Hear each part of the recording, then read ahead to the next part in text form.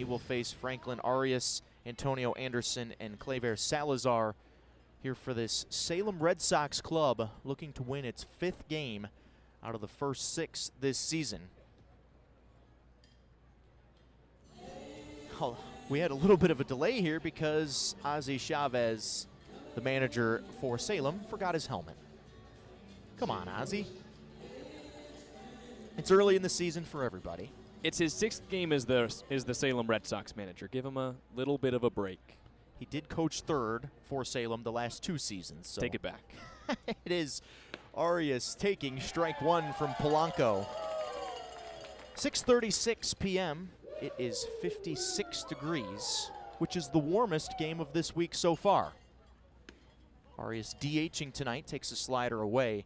It's 1-1 with Dylan Toomey calling balls and strikes. Reginald Webb on the bases for this Carolina League crew.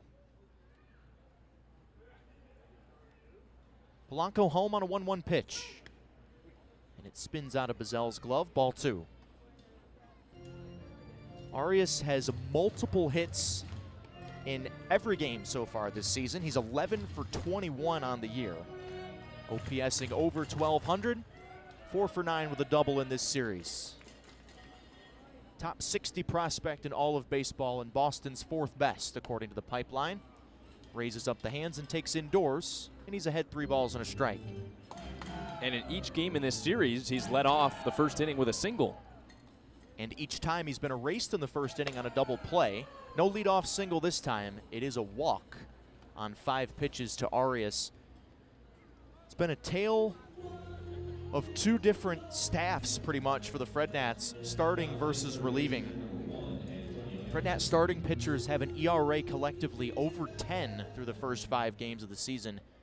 The bullpens at a very respectable 4 ERA, and the starters have more walks than strikeouts. It's now 18 walks against just 16 strikeouts for Fred Nat starting pitchers.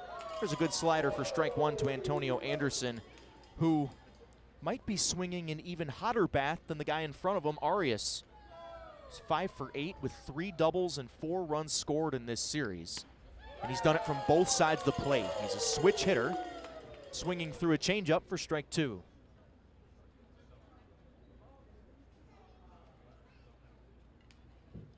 Anderson faced Polanco 5 times last season, just 1 for 5 against him.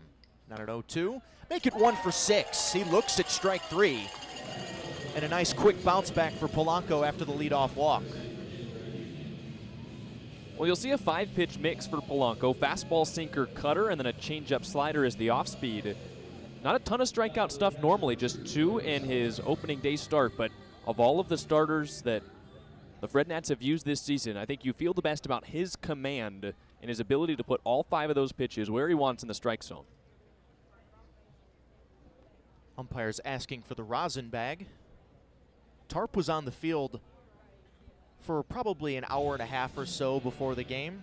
Staff got it off, and Nate Burton's grounds crew had to sprint to the finish line to get the field ready to start this game on time. But as always, they did a great job. Man at first, 1 out for Claver Salazar. Second start of the series behind the plate, and he is late on a fastball, strike 1.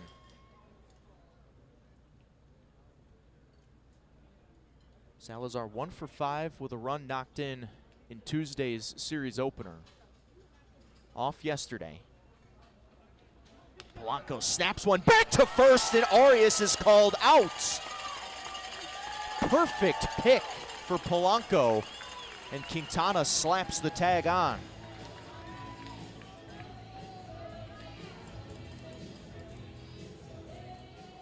Arias was just leaning the wrong way. I think he had thoughts of second. It's an effective way to erase a leadoff walk.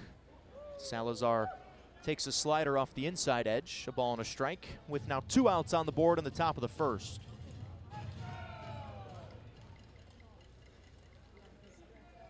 The 1-1 is popped up. Third base side, easy pickings for Jorgelis Mota.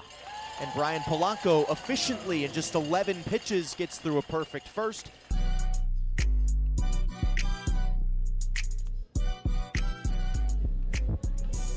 The Salem Red Sox are trying to get another strong start and a professional debut. Tonight it's the Leesburg, Virginia native, 21-year-old Brandon Clarke. Boston's 5th-round draft pick out of the State College of Florida at Manatee, Sarasota. He was the first junior college player taken in the 2024 MLB draft. Big 6'4", 220-pound lefty brings home his first to Christian Vaquero. And it's a fastball running away, ball 1. This guy can bring it. It'll be mid to upper 90s with the fastball. He's got a slider, a sweeper, and a changeup. Clarke, back in his home state, delivers the 1-0. It touches the outside corner to Vaquero. Clarke originally went to Alabama out of high school, but after just 1 year in Tuscaloosa, transferred to the Florida JUCO. And his 1-1 is waved at and missed. That's a violent swing at 97 from Vaquero. Clarke had Tommy John surgery in 2019 when he was in high school at Independence High School in Ashburn. It's near Dulles International Airport. He brings home his 1-2. And Vaquero nubs it off the end of the bat to second base for Fraley Encarnacion, who fields and throws in one motion, and Vaquero is out number 1. As Encarnacion gets his first chance at second base in this series after starting at first base the first 2 nights. Clarke has his first out of his pro career on the board. And Encarnacion not really feeling the pressure of Vaquero's speed. We have just seen really, really good, solid, fundamental defense from the Salem Red Sox. Stephen Brooks, the Salem starter last night, was the beneficiary of some very solid defense. Decent amount of hard contact against him, but the Sox were up to the task defensively. And there's 97 on the inside corner for strike 1 to Elijah Nunez.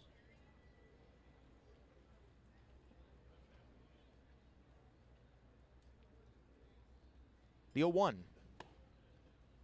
And on the outside corner, Clarke gets the call for strike 2.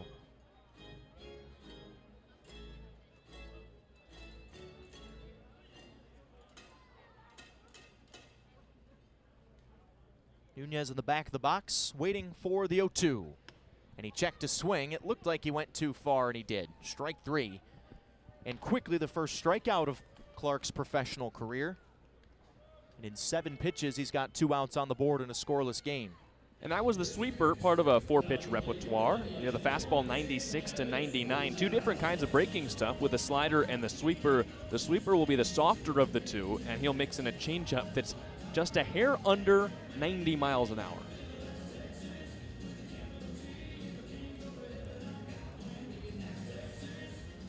Kevin Bazell back in there tonight after getting an off day yesterday. Fouled the ball off of his leg late in Tuesday's home opener and has a pretty nasty welt on the inside of that left leg to show for it. You can see the extra protection there as he takes strike 1 at 99 from Clarke.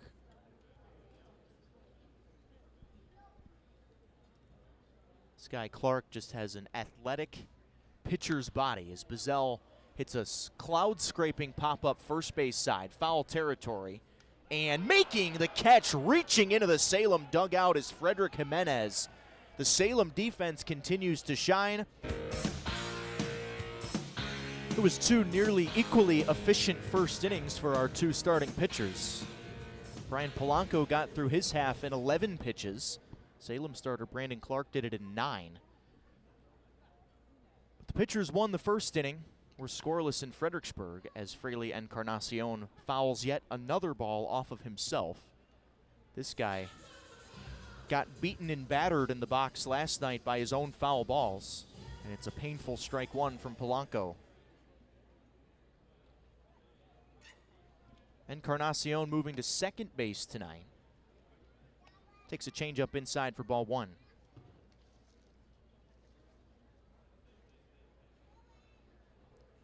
We do have a light rain falling here in Fredericksburg. You can't even see it if you're not looking at the stadium lights here. I don't think it's falling hard enough to really bother anybody at this point. You see a few ponchos getting put on in the stands. The 1-2, Encarnacion fights off a slider. It's 4 pitches with relatively similar movement for Polanco, and then the slider goes the other direction away from the righties. And on a 1-2, he slide steps and misses just off the outside edge with a sinker. A lot of cutters and sinkers from Polanco, and that's been an effective mix in his career against the Sox. Pulls off a fastball there, ball 3. But last year in 15 innings against Salem, Polanco gave up just 2 earned runs and took a perfect game into the 6th inning in Salem at the end of June. It was one of the more memorable days for the Fred Nat pitching staff last season. It began that second half run that team went on all the way to the Carolina League Championship. And we've mentioned he got the opening day start this year. It's because he's the most experienced guy that Billy McMillan's got. 3-2, and Encarnacion chops it to third, took a big hop into the kitchen of Mota. Good recovery, and a rifle across the diamond for out number 1. That hit the lip perfectly, and Mota just kind of batted it out in front of himself, caught it with his bare hand. They don't call it the hot corner for nothing. The ball was hit 111 off the bat by Encarnacion. Groundskeeper Nate Burton would tell you there is no lip. There's definitely some kind of edge, though. Well, it hit something. Frederick Jimenez is today's Chick-fil-A strikeout man. If you're in park and Frederick strikes out in any of his ABs, check your Chick-fil-A app 30 minutes after the strikeout for a free reward. Jimenez up in the count 2-0 as the rain is maybe falling a little bit harder now than it was when the inning began. You can see the exposed part of the concourse down the right field line. It's pretty slick. Not quite puddly yet. 2-0 is yanked foul. Hits the sidewall by the terrace boxes and rolls into right. Second start of the series for Jimenez. 1 for 5 with an RBI in Tuesday's series opener. He is a switch hitter batting from the left side and taking ball 3. A changeup missed.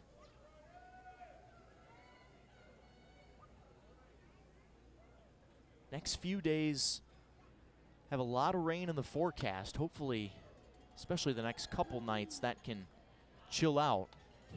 Mother Nature trying to dampen opening weekend here in Fredericksburg. Celebrating the 2024 championship all weekend long. Got a lot of nostalgic looks back to that year. There's another roller to third for Mota. He's 2 for 2, and there are 2 outs in the top of the second. Really well-pitched sequence for Polanco to crawl back out of what was a 3-1 count. That time, even in the windup, he went to the quick pitch, just the slide step instead of really lifting his leg. And you could tell the fastball caught Jimenez off guard. He just had to kind of slap it the opposite way, defend home plate. Mota had a ton of reaction time. That one only hit 97 off the bat compared to 111 the first time, as Starlin Nunez taps a first pitch foul, strike 1. Well, Polanco's just taken a page out of the book of Stephen Brooks. Yep. If it's going to be hit hard, have it be at your defenders. So far, so good for the Fred Nats on D. And a big rip and a miss by Nunez. Another switch hitter who homered from the right side last night. That made a 4-0 game 6-0 and turned out to be a huge swing in the game because the Fred Nats got 2 late runs. 4-2 is a lot less comfortable than 6-2 was for Salem. On an 0-2, Nunez lobs one to left field. This will get down in the gap for a base hit. Nunez plays it off the hop and holds the other Nunez, Starlin, to a single. That's a heck of a play out there in center field by Elijah Nunez. Had a big reach to keep it near him. If that ball gets past him, it's to the wall, and that could easily be a triple for Starlin Nunez. But it's just a 2-out single and the first hit of the game for either side. And the softest hit ball of the inning is the one that falls for a base hit. So now Yosander Asensio, a 3rd straight switch hitter in Ozzie Chavez's lineup, takes a changeup, fluttering in there for strike 1.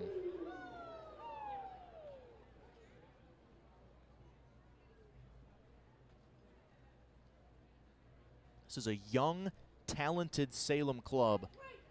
It's off to a very hot start. In fact, the Fred Nats' first two opponents, Carolina, who has yet to lose, they're 5-0, and they have just steamrolled Myrtle Beach in the first two games of their series down at the beach. But the two teams the Fred Nats have played have the two highest team batting averages and OPSs, not only in the Carolina League, but in single-A baseball. But not so good tonight for Carolina, already down 3-0 after one in Myrtle. That's a good sign if you're another team in the north like these two are. 1-1, dots the inside corner. You just don't want to fall too far behind here early in the first half because it's essentially two 66-game seasons played back-to-back. First half champion locks up their spot in the playoffs come September, regardless of what happens in the second half.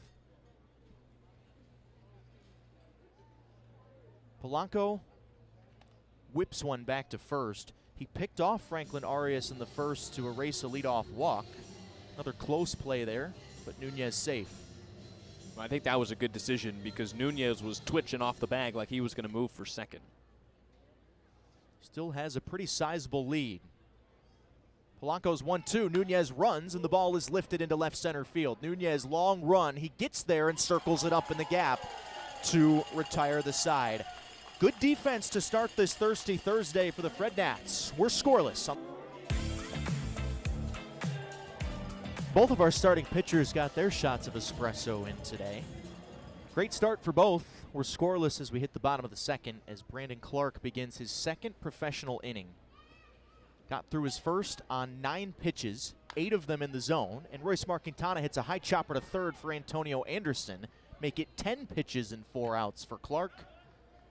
Couldn't ask for a more efficient start if you're Salem. You told me earlier you're buying that Sabrina Carpenter Fortnite skin. Did I?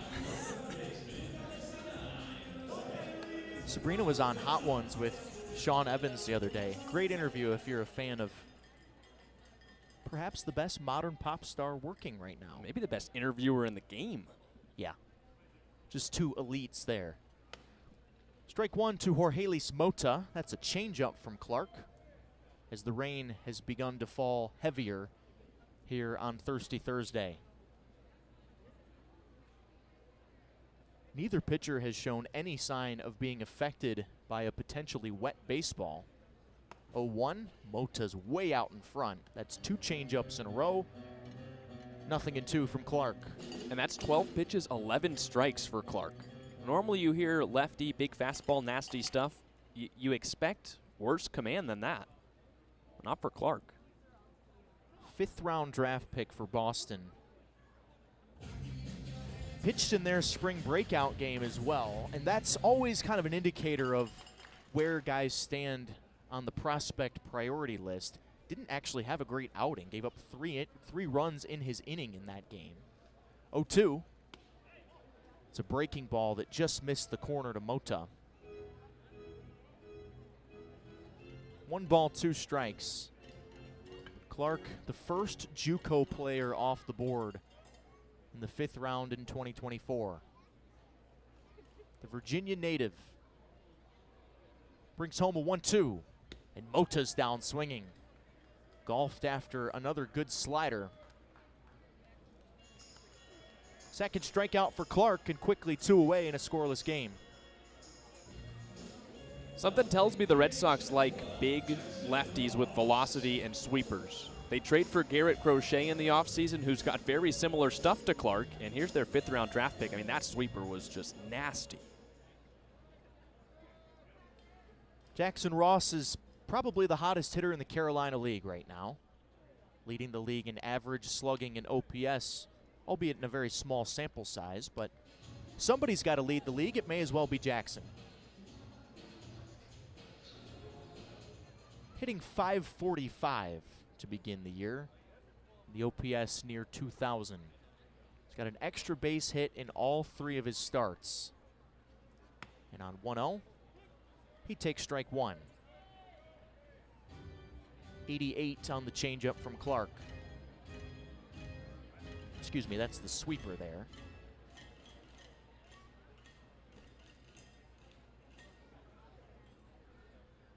Clarke home on a 1-1. Couldn't backdoor him. Ball 2.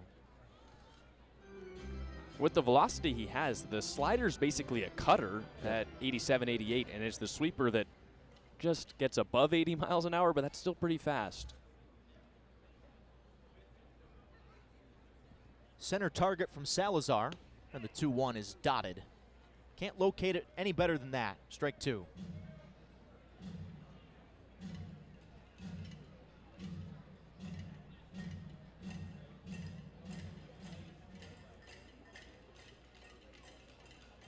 Two balls, 2 strikes, 2 outs. Clarke home to Ross. Ball 3. Tell you what, man. Salem's been nipping at the playoff heels the last couple years. If this roster stays together, gotta think they'll have as good a shot as any to win this first half of the North. They have a lot of really impressive pieces. Full count to Ross. Swing and a miss. Got the sweeper past him. 3 strikeouts, 6 up and 6 down for Brandon Clarke. Top 3 here in the Berg. No score between the Fred Nats and the Salem Red Sox. The rubber match of the first half of this 6-game set. Eric Bach, Jack Smith, happy to be joined by our great friend Ashley Shalawilo from Billiken Smokehouse. Once again, our presenting sponsor of Thirsty Thursdays, as the first pitch to Kareem Ayubi flies to the backstop. Ash, welcome back. So good to see you, and congratulations. It's not just you hanging out with us here in the booth. I know. I have another one to carry along this summer, so I'm excited. Another boy due in September, right? Another boy, yes. We will be officially a boy mom gang, so. Love that. Ball 2 to Ayubi. How are things at the Smokehouse? It's doing good. These past weekends of warm weather have really been nice to us, so no complaints. That takes a funky hop into right field over Quintana's glove. Should be a leadoff hit for Ayubi as the Sox put their second knock on the board. So got some events coming up. Springtime, obviously a busy time down there at the Smokehouse. Our annual Easter egg hunt, the 19th, and then next month our bearded contest, which is on May 17th. And what does that entail? Like, how does somebody, 1, sign up for the beard contest, and 2, like, what are some qualifications to win the beard contest? Well, I guess to have the best beard. So there's 5 categories. There's even a woman category. They get a little crazy. Sometimes they have the sprout, like what is it, the twisty things on their mustache. Handlebars? Yes, there we go. Okay. Sometimes they get fancy. So. How would Eric and I do? Oh, I don't know. I think I would probably do better than you. We might have to put some, I don't know, fur on there or a wig. We win the beardless contest. Yes. So wigs, though, does that count? So no, not for men. Okay. But the women category, yes, they'll be able to kind of create and design a cool beard, and whoever is the most creative wins. Calvin Diaz at the plate. He's down 0-2 as the rain is just very slowly ratcheting up here. 0-2 to Diaz is turned foul again. Were you down there at all to see the rain? Oh, yeah. Yeah, it's definitely coming down. It's not horrible, but it's definitely wet. It's going to get messy here if it continues. Good thing we have turf. Oh, right. 0-2 again. Nice stop by Bazell. So the Easter egg hunt is when? The 19th of April. So right before Easter. Easter Sunday, the 20th. Yes, there's a dance party for the kids after the hunt. So it's a good time for the children. And a kids beard contest? No, gosh, no. Actually, that would be so fun to have a kid category. Swing and a miss by Calvin Diaz. That's the second strikeout for Polanco and the first out on the board here in the top of the third. Scoreless baseball game as we talk with Ashley Shalawilo from Billiken Smokehouse, our presenting sponsor all season long for Thirsty Thursday. Brian Polanco might do well in the beard contest. Oh, actually, yeah. He's, ever since I've known him this is the 3rd season that he's been a Fred Nat, at least for part of the year. He's always had a very solid beard. Even in the summer, huh? Still rocks it? He's from the Dominican Republic. I think he's used to Oh, managing it in warm weather. That makes sense, yes. Card turns over for Salem. Franklin Arias up. Walked to lead off the game, but then was picked off of first by Polanco. Ayubi at first base was scored a base hit for him, by the way. Arias foul tips a pitch into the glove of Bizel.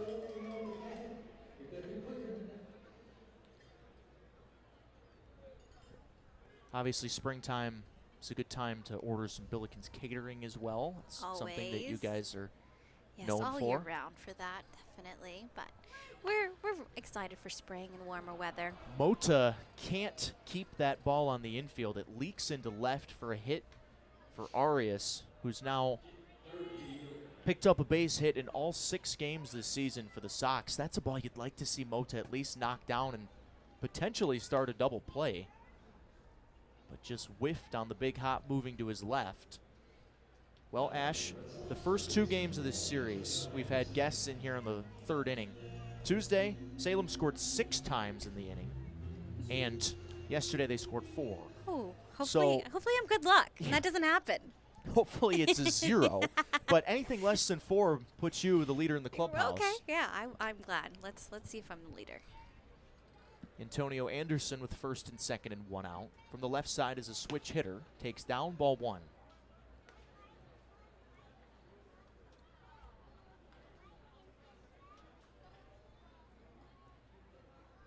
Anderson took a called third his first time against Polanco. From the set, pigeon toes the feet. Bounced another, ball 2. And you got to think now, the rain being pretty consistent, that it might start having an effect on the gripability. They look like they're definitely trying to get some grip on there. And at least it's a little bit warmer tonight. We were in the 40s by this point the last 2 nights, still hanging around in the 50s right now. So more bearable than it would have been the last couple nights if we had rain. That's a good spot. Strike 1. And your son Aiden joined us for the pregame show interview. He did. He did well. He was definitely a little older this season, so he might be able to help out this time around. Ready to be a big bro? He is so excited. Well, he's excited as a boy. I think if it was a girl, we would have a different story on our hands. 2 balls, 2 strikes on Antonio Anderson. Yeah, hopefully the weather can warm up very soon, because that outdoor space that you guys have at the smokehouse is perfect for spring, summer nights.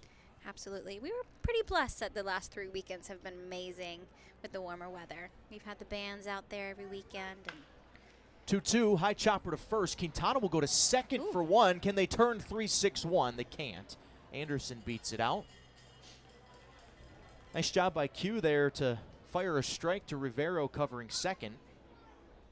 So Arias forced out at second, and now they're at the corners with 2 away as Polanco tries to chase that elusive 0 in the 3rd inning so far this week. He's having a lot of problems right now with just the mud kicking up in his cleats. He's going to that tool behind the rubber just about every single at-bat. There's a pretty good look at the rain. Best view that we've gotten tonight. I actually think it's toned itself down a little bit. A little bit. When this inning started, I think it was the heaviest it's been, but it's let up a bit. Claver Salazar is in the box, and he was taking all the way and taking a slider for strike 1 right through the front door. Well, Billikens is an out away from being in a really good spot at the top of the clubhouse. They're always near the top of my clubhouse with the burn ends that we have. Oh, the brisket mac. And the brisket mac. Yes. Oh. I think we talk about that all the time. We do. It's maybe my single favorite dish at a Fredericksburg restaurant is the brisket mac and cheese from Billikens Smokehouse. This pregnancy has me craving brisket mac and cheese. Not so much the brisket, just the mac and cheese part. So Sure, the little man in there is loving it too. Oh, yes, yes. The barbecue smell I cannot get over, but the brisket mac and cheese, it's still my number 1 right now. And fitting for summer and this weather. Yes. Nice and warm, yeah. First and third, 2 outs. Top of the 3rd, scoreless baseball game. 2-1 on Salazar. Polanco trying to work out of this jam. His pitch is rolled softly towards third. This will be a tough one for Mota. Plays the short hop, throws on the run a little bit low, but Quintana digs it. And the inning is over. Great work by both Mota and Quintana. 6 up, 6 down for Brandon Clarke in his first professional start. Man, he's looked good doing it. 3 strikeouts and not much hard contact at all. It's only taken 20 pitches to get those 6 outs. So the bottom third of the Fredericksburg National Order comes up. Moises Gallardo, Everett Cooper III, and Yoander Rivero. So the Fred Nats try to draw first blood here on this thirsty Thursday. Lefty Clarke, righty Gallardo. First pitch comes home. And Moises cuts through it. 95 on the heater, strike 1.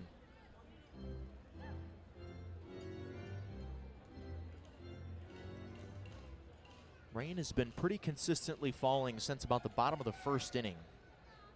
Tarp was on the field for about an hour and a half, I'd say, before the game. Gallardo with a big cut and a miss. And a sweeper down low. Strike 2. Sox in the Road Reds. It's a good look for them.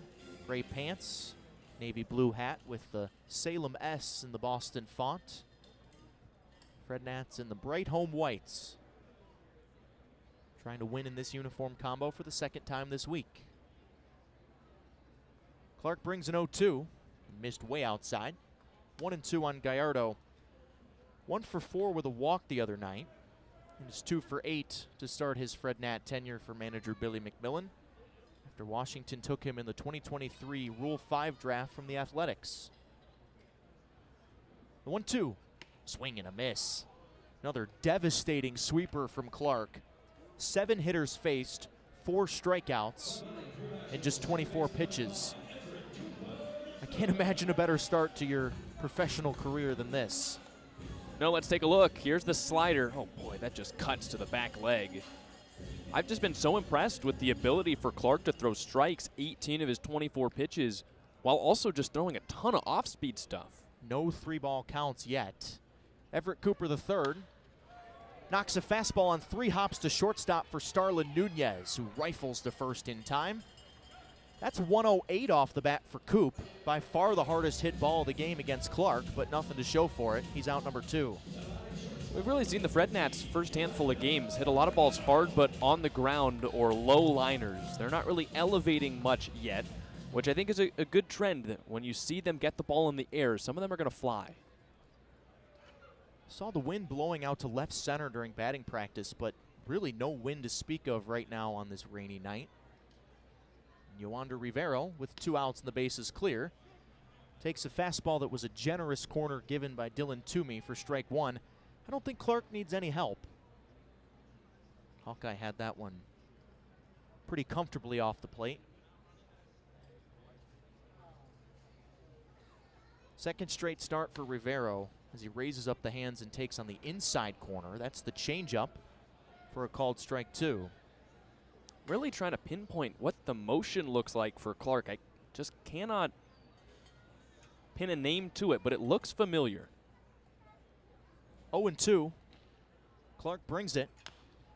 And that's a challenge. Fastball and a fair baseball right in front of the plate for Salazar, who collects it and tosses to first to retire the side. 3 perfect innings for Brandon Clarke in his professional debut.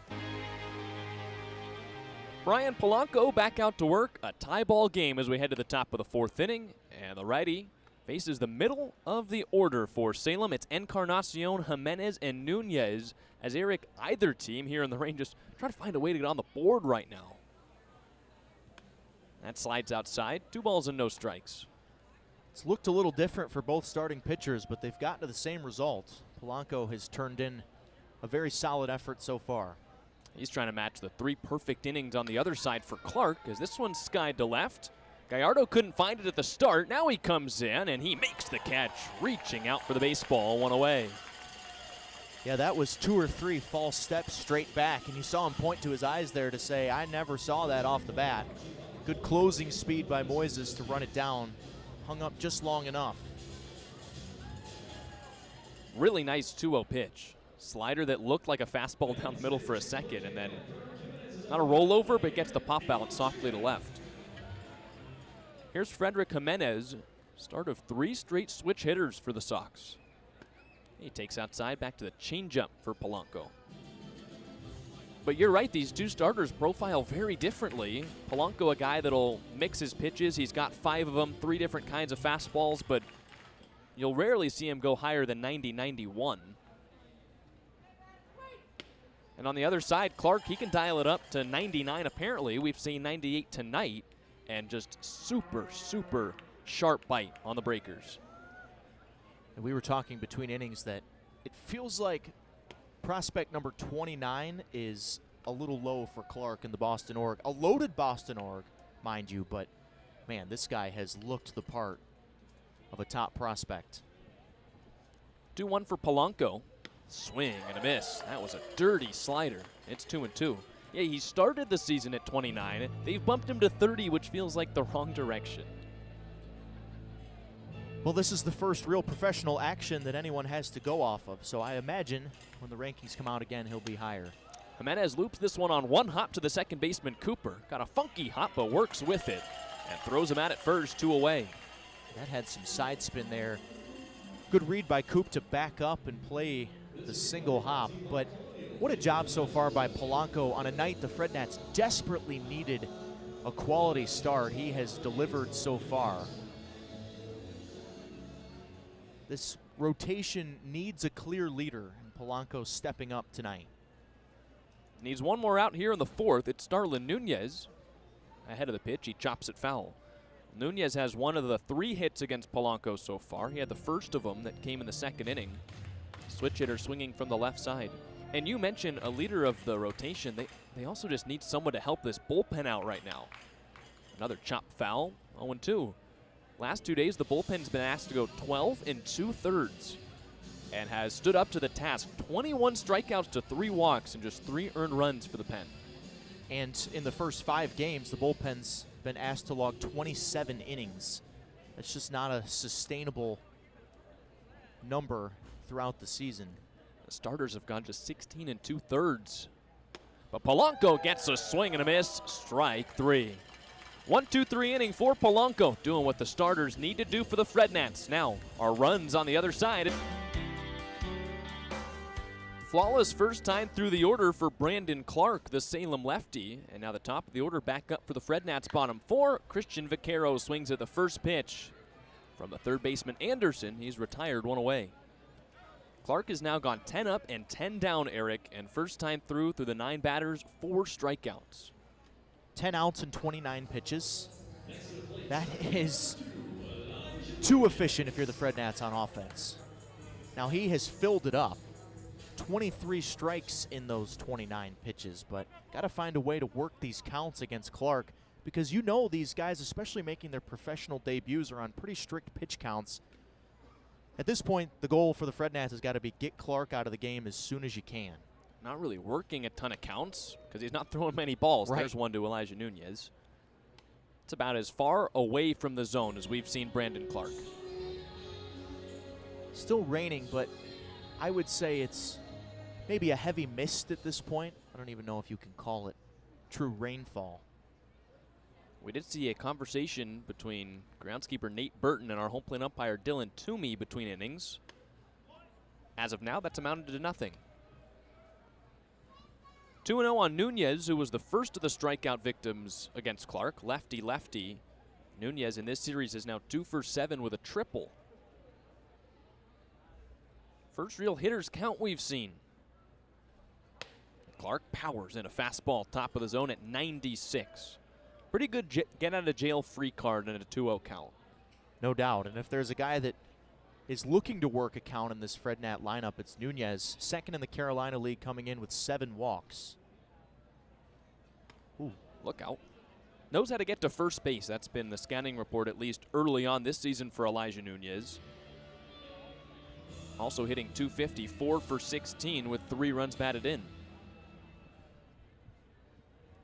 See if he can be the first to reach against Brandon Clarke. It's been tough to come by today. 3-1. He takes strike 2. Ooh. It's the first 3-ball count of the game for Clarke, and got a gift. That pitch is off the plate, according to Hawkeye.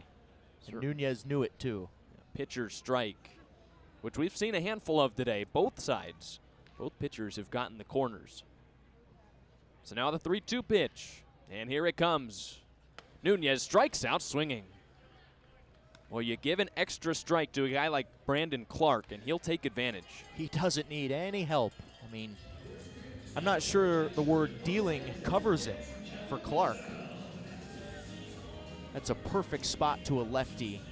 You know those guys are thinking swing on a 3-2 pitch, and you can't locate it any better than that. So here's Kevin Bazell from the 3 spot. It's 11 up and 11 down for Clarke, and another first pitch strike. Well, the Red Sox director of amateur scouting, Devin Pearson, about Clarke said, "We'll take big athletic lefties that throw 100 any day we can." And we mentioned earlier they have Garrett Crochet in the majors, and Clarke a bit of a similar profile. It's hard to believe this guy fell to the 5th round. Strike 2. Now that's a funny quote, because I think all 30 farm directors would so. Probably take He thought he athletic cooked with lefties that that one. throw 100. Yeah, he did.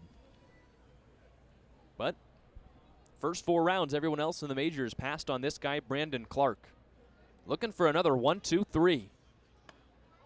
And he misses outside. Maybe a little up. That was the slider. And Bazell takes for 1 and 2. Bazell was drafted higher than Clarke, 3rd round pick of the Nats last year. Florida State College against Texas Tech.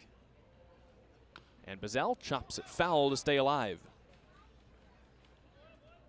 Well, we documented earlier just the path that Clarke took. Started his career at Alabama after he was the #1 prep recruit out of the state of Virginia. Dealt with some injuries there, went to the State College of Florida, and was prepared to transfer out. He was going to go to Liberty, but then decided, I'm not sure if I'd like it there as much as I did at the State College of Florida, and so he went back and got himself drafted. 1-2. Broken bat, grounder to short. In comes Nunez. He throws on the run to get Bazell, and there's another perfect inning. That's 4 in a row for Brandon Clarke in his pro debut. Definitely still raining here in Fredericksburg, but the umpires continue to chat with the grounds crew, and they're letting baseball persist. And we've got a good pitcher's duel brewing in the Berg. Top of the 5th inning, still no score between these two teams. And there's Brian Polanco trying to go bar for bar on the other side with Brandon Clarke, who's thrown 4 perfect innings. So far for Clarke, in 3+ years of calling games in this stadium, I can't remember a better pitching performance from an opponent against the Fred Nats. He has been dominant, but Polanco's been just as good. Yeah, not quite the dominant stuff, but Polanco is pitching well.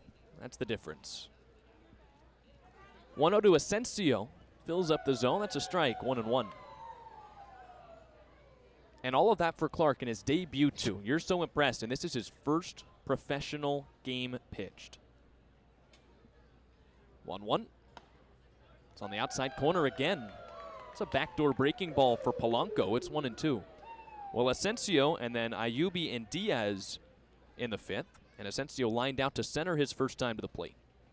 Quick pitch in the dirt with a changeup. 2-2.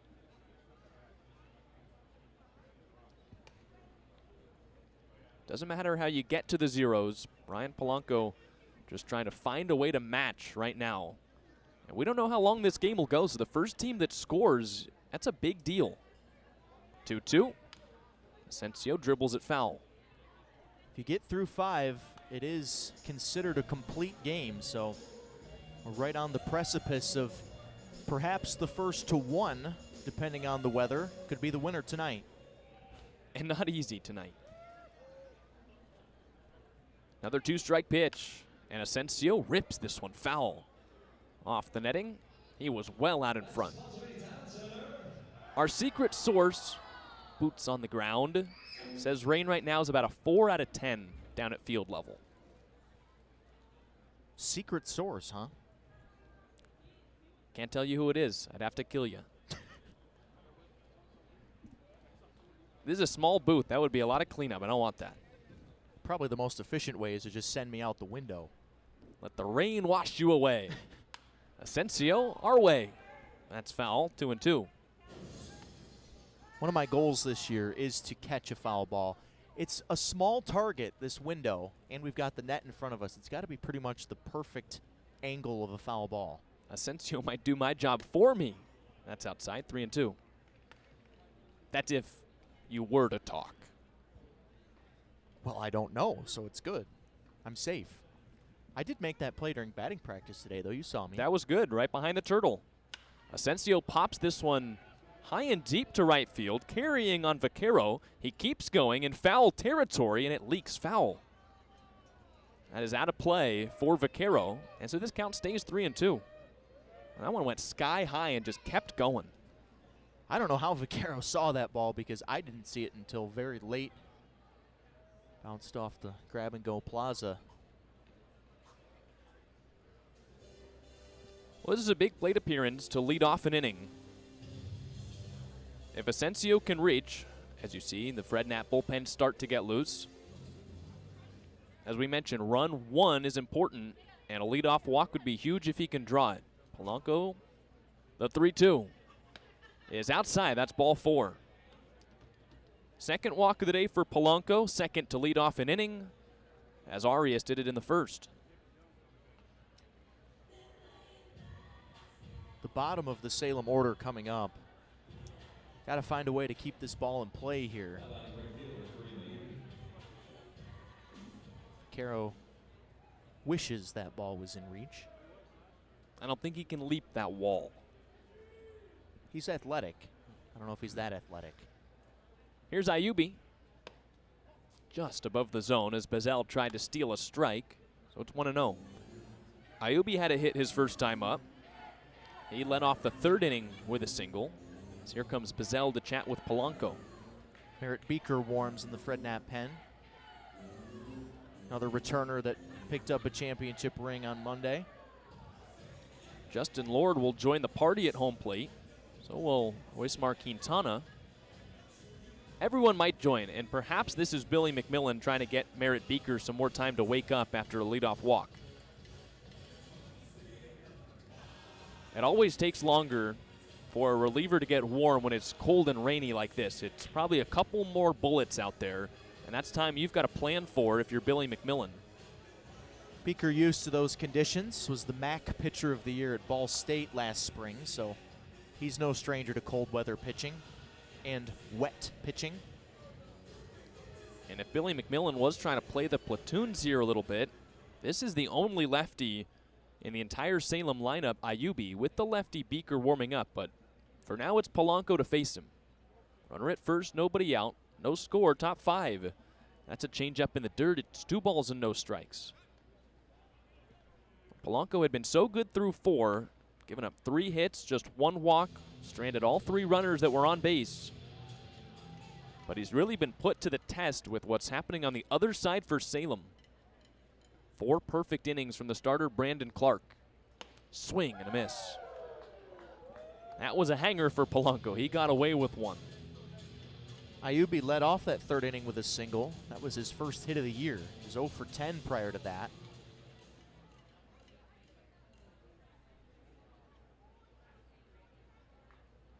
Two-1. It's outside. All the more reason to be in the strike zone if you're Polanco. Maybe easier said than done, though, with the rain tonight. Through the first 4 innings, I don't think you could have gathered that it was tough to grip the baseball with the way Polanco and Clarke were throwing. But now, back-to-back walks start the 5th.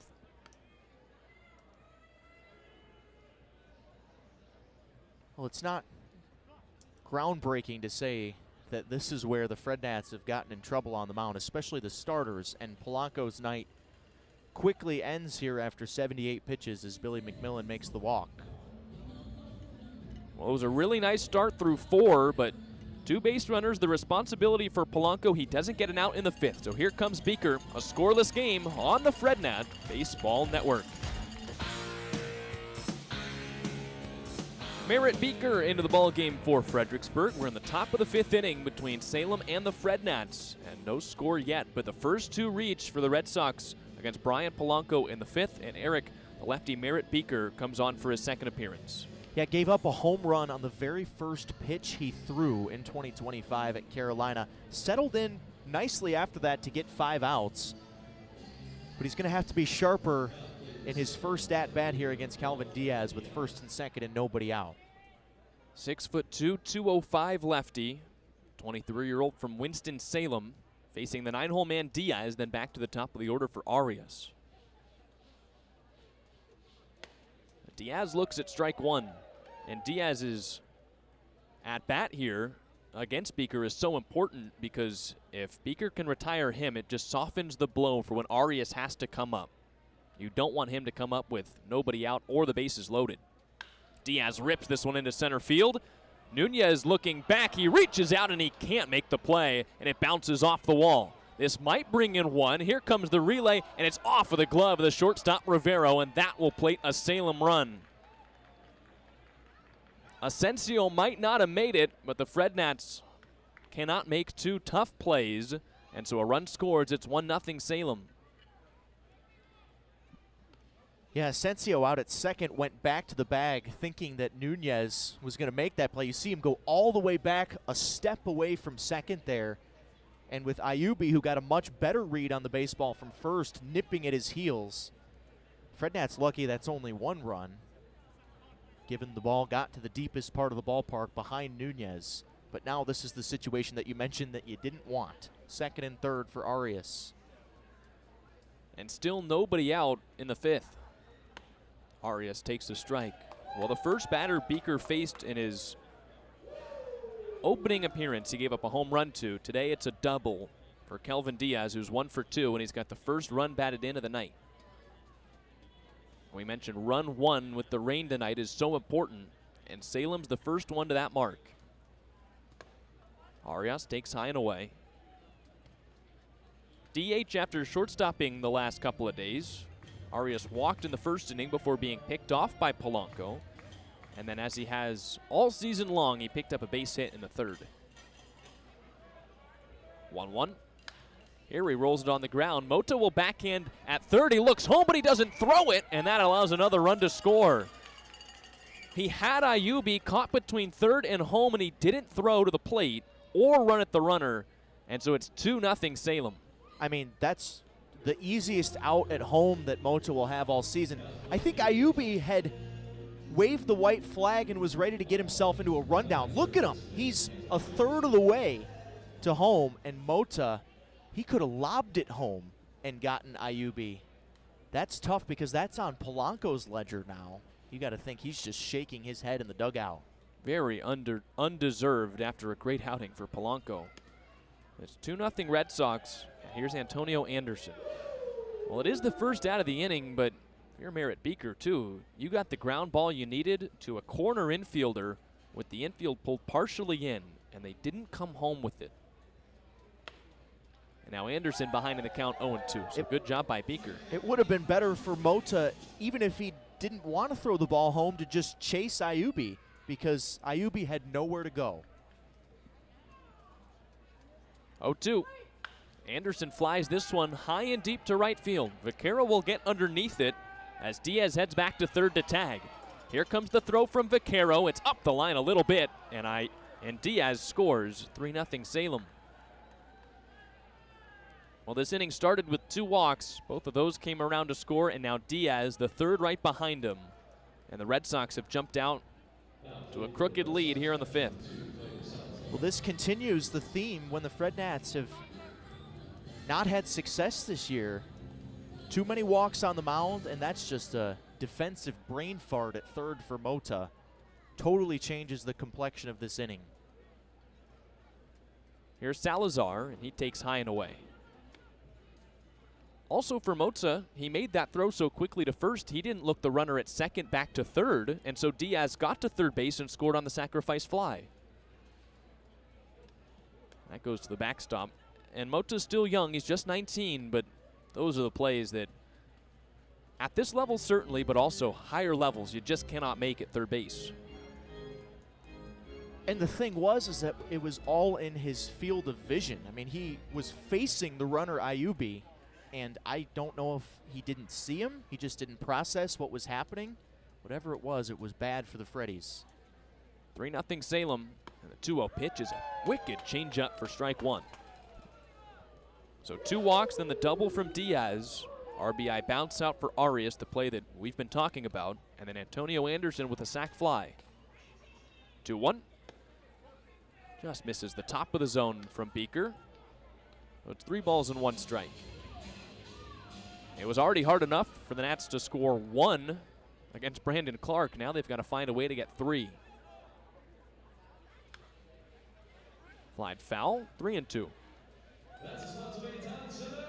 And we're still in a race against the rain. We mentioned that whichever team jumped out ahead early, if this game does get called sometime after 5 innings, it's whichever team is out in front, and right now it's the Red Sox. 3-2.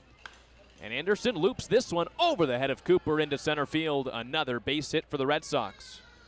Second of the inning, and a 2-out base runner.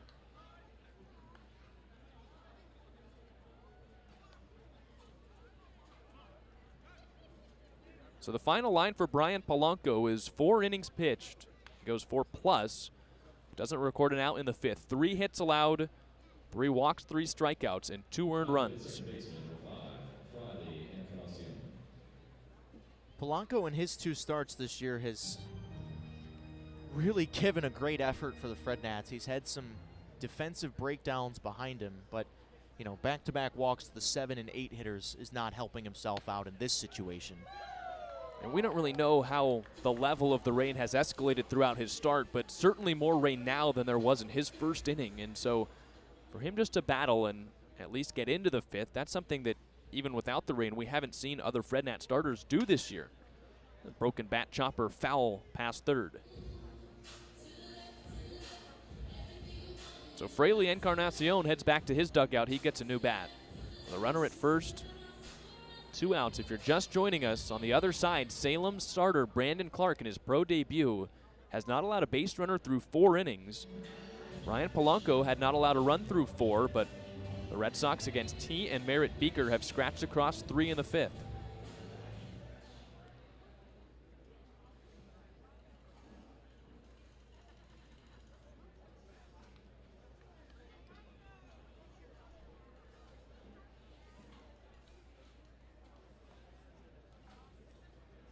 Lefty Beeker ahead 0-2 on Encarnacion, who's 0 for 2 with a ground out to third and a fly out to left. And the pitch is roped foul right side. Look out at first. Yeah, watch your lips coaching first there. It's Jack Simonetti coaching first for the Sox. Did the Matrix back out of the way. So another 0-2 coming. That's a swing and a miss, strike 3. Beeker limits the damage. He gets the 2-out strikeout, but 3 on the board for Salem. A new pitcher enters the game for Ozzie Chavez and his crew. It's Luis Cohen, the right-hander, wearing number 40, 21-year-old out of Venezuela. Eric, he has a tough billing to live up to tonight. Yeah, I mean, you can't be any better than Clarke was, and he was so efficient, too. I just could not be more impressed with Clarke in his professional debut in his home state, like an hour and a half from where he grew up. What a great opportunity for him, and he took full advantage. 4 perfect innings, 5 strikeouts, but now it's Cohen. Cohen, who got a no decision his first time out to the mound, pitched on the 6th against Delmarva, 2 innings, 2 strikeouts, also perfect innings. Facing Royce Quintana to start. He misses outside, ball 1. Well, 3 runs for the Red Sox in the top half of this inning. It was 0-0 after 4. Salem has punched. See if the Fred Nats can punch back against the bullpen. Quintana takes tight. It's 2 balls and no strikes.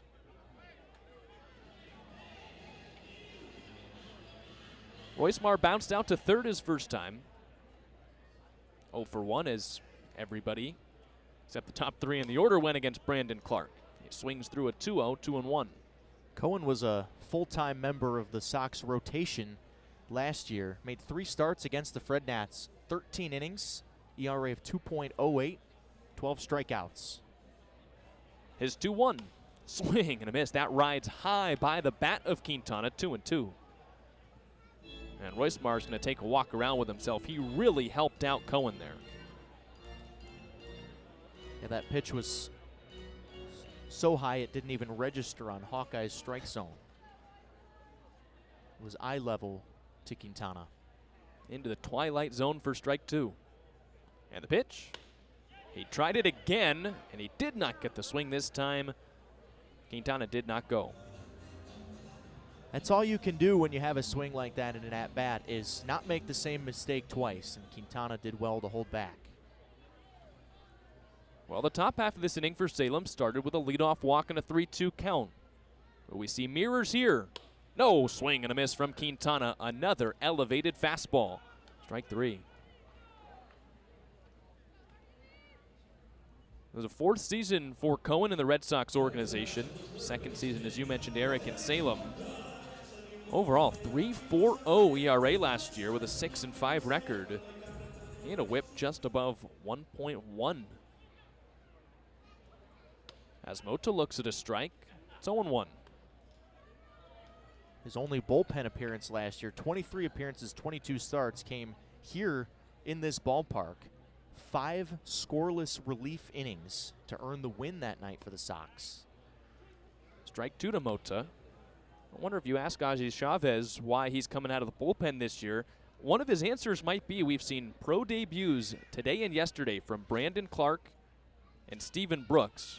As Mota rips this one down the left field line. That's a base hit past the glove of the third baseman Anderson. And for the first time today, a Fred Nat is aboard. It's good to get rid of the perfect game and the no-hitter in one hard swing by Mota. 103-mile-per-hour line drive off the bat. Got a slider middle from Cohen and did not miss it. Now all of a sudden, the weight is off your shoulders if you're a Fred Nat hitter. You can just go up there with a solid approach. 3-run lead is certainly not insurmountable. Just to finish up that thought on Clarke and Brooks. Yesterday, Steven Brooks, 5 one-hit scoreless innings in his debut. Today, Brandon Clarke, 4 perfect innings in his debut. So those two may be reasons that Cohen's gotten pushed out of the starting rotation for Ozzie Chavez. Here's Jackson Ross, runner at first, 1 out. And again, a Red Sox pitcher getting a out ahead, 0-1. Ross takes strike 2. 4-pitch mix for Cohen. Fastball that won't hit the same high velos as Clarke, 91 to 93. Curveball 74 to 78. He'll pair those 2 pitches with a slider and a changeup. What'll it be, 0-2? Mota runs. This is queued up the middle. No play at second, and it's thrown away off the facing of the first base dugout. Mota steps up. He trots to third, and the Red Sox giving the Fred Nats a gift. How about 2 one-out base runners?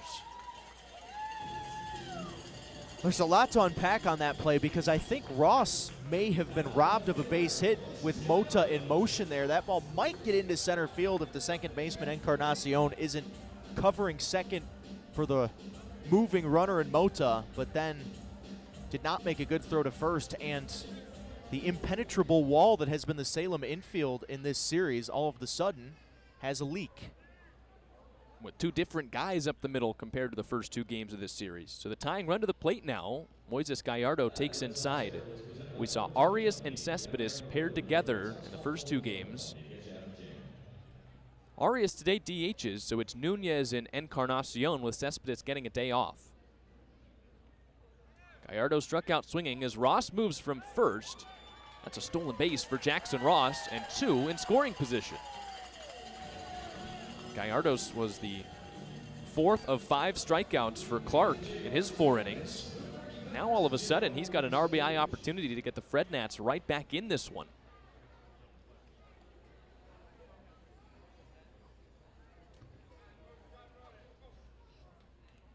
It's the first stolen base of Jackson Ross's professional career, so in a stretch of firsts for him, he adds another. Fred Nats continue to be aggressive on the base paths, and that's with not exactly their 2 fastest runners. Mota and Ross have good speed, but they're not quite the burners that Vaquero and some of the other guys in the outfield are. High and tight, look out. Rush, back pitch, if I've ever seen one, to Gallardo, and it's 3-0. Well, this is exactly what your nightmare is if you're Ozzie Chavez. You have a starter carve up the opponents, and then immediately the door swings open when the bullpen takes over. 3-0. And that is a strike. Boy, right at the ceiling of the zone as Gallardo dispatched the bat. He takes that long walk back to get it. So Gallardo, the tying run, if he reaches, then the go-ahead run, Everett Cooper, would come up. Coop still looking for his first hit of the year. He's 0 for 12, and if he can come up, what a spot it would be for one here. Swing and a miss from 3-0 to 3-2. Gallardo's now got a battle. That's the pitch you want to see on 3-1. Gallardo got off the big A swing. Just came up empty. Gallardo's 4th year in the minors, first in the Nat system. And the 3-2. He swings and misses, strike 3. Helped him out with a fastball above the zone for the second out of the inning. Both the strikeouts have been chases in a 3-ball count. So Quintana and now Gallardo both climb the ladder. Give away what probably would have been walks.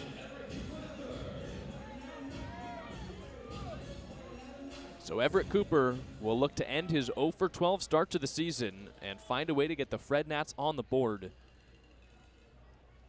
First pitch to him, and he hits a high pop-up, foul first base side. Jimenez has a shot, and past the coach's box, he dropped it. Wow. Second life. That was tailor-made. And he was in the perfect spot. He just didn't squeeze it or look it in. I mean, easier said than done, staring into raindrops.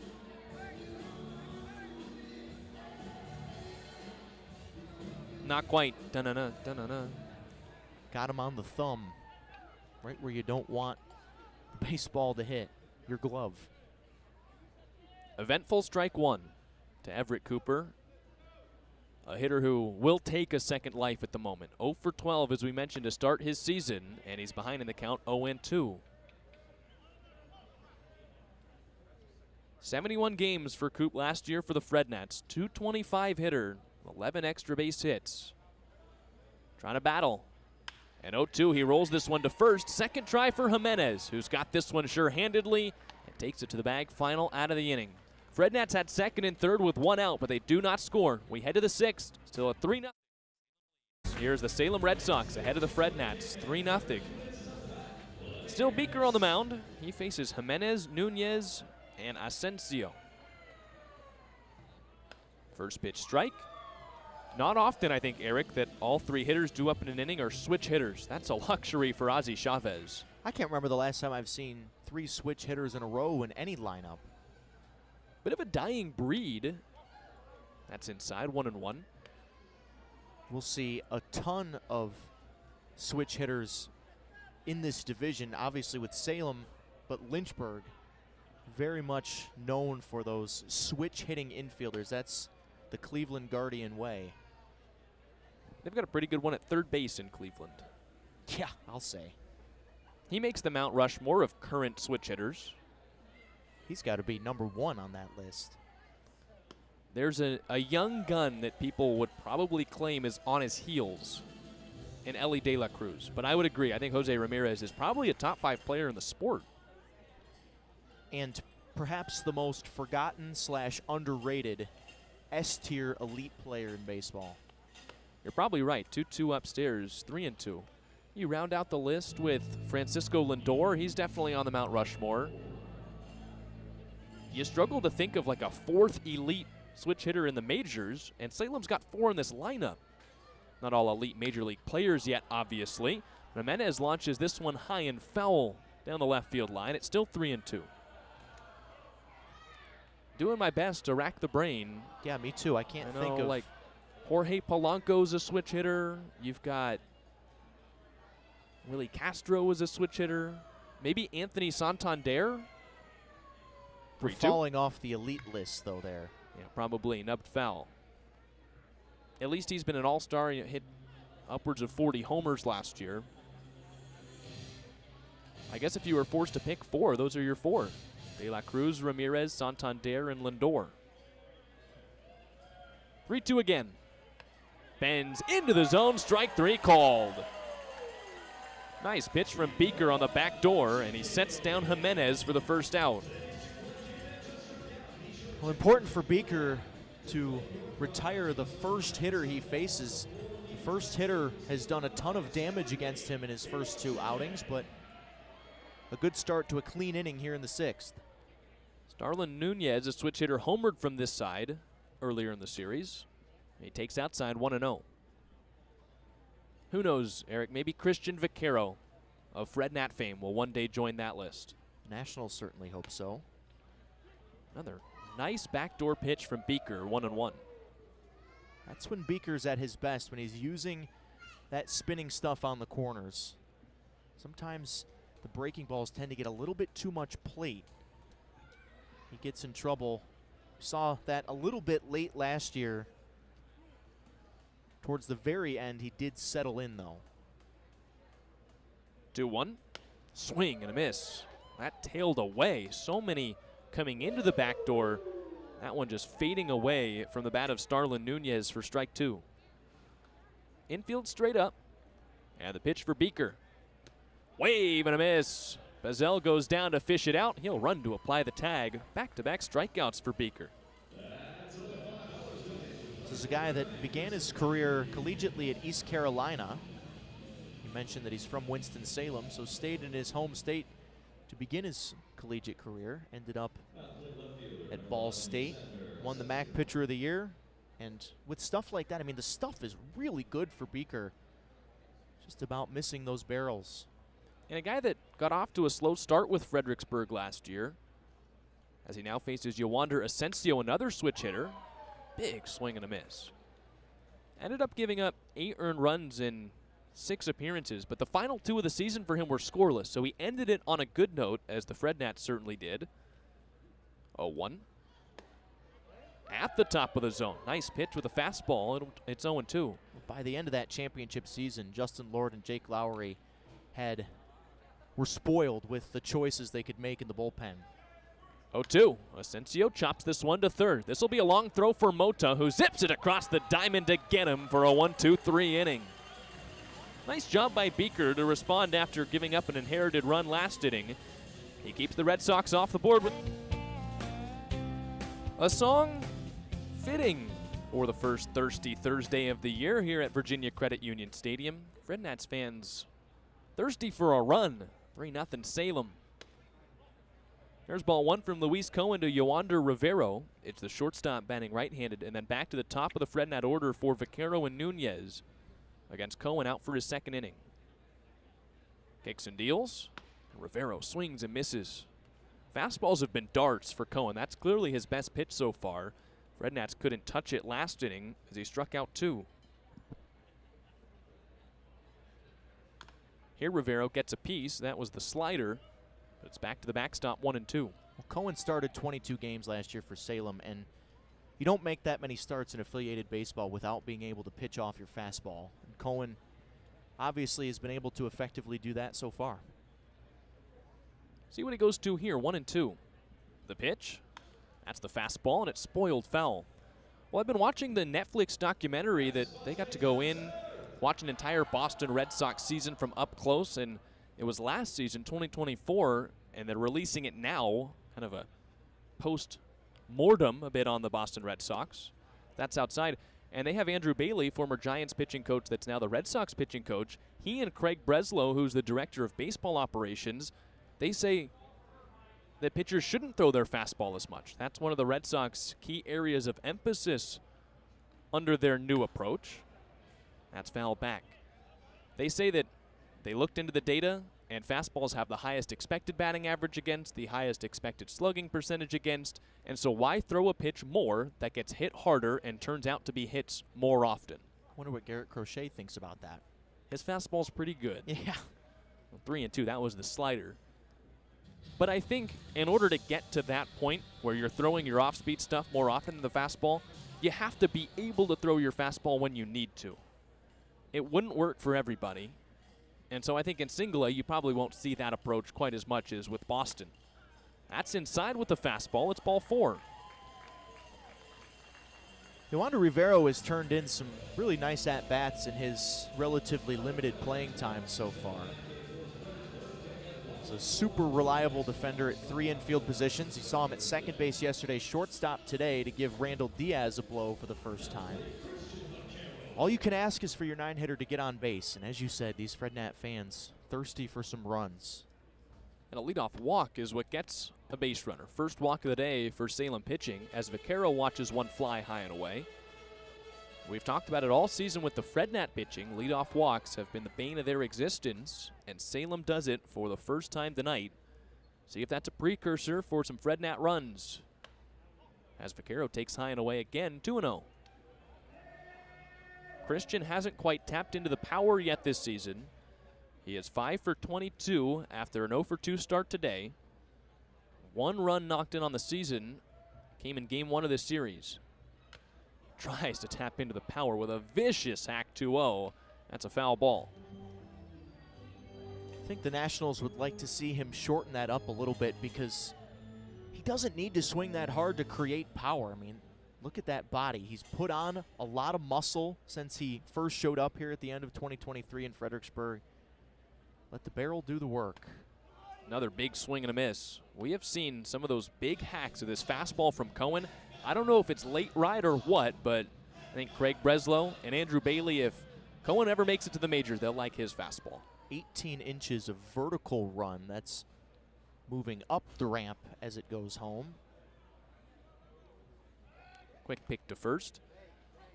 And I think he's taking advantage of just the aggression right now for these Frednat bats. They see a 0 on the scoreboard. They want to change it with 1 swing. And he got 2 strikeouts on the fastball last inning above the zone.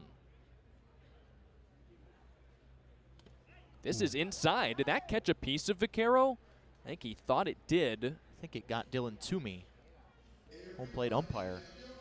Just a whiff from Salazar then behind home, and it's 3-2. Because it definitely didn't get Salazar, so if it didn't hit Vaquero, Toomey's the only other option.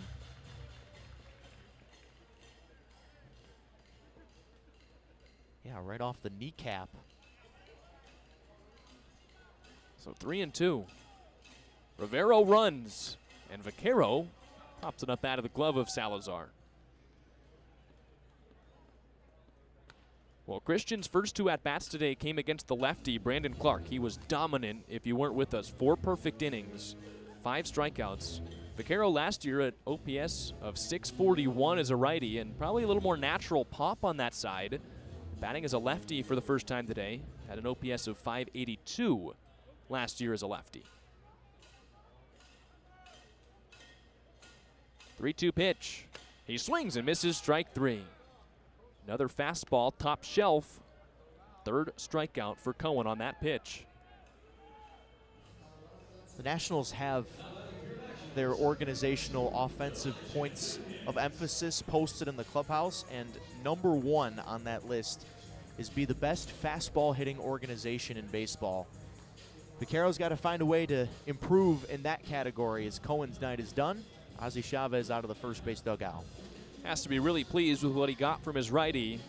He walked the leadoff hitter in this inning, and he worked through 2 base runners last inning. He gives way to a new pitcher coming out of the bullpen. 3-0 Salem lead on the Frednat Baseball Network.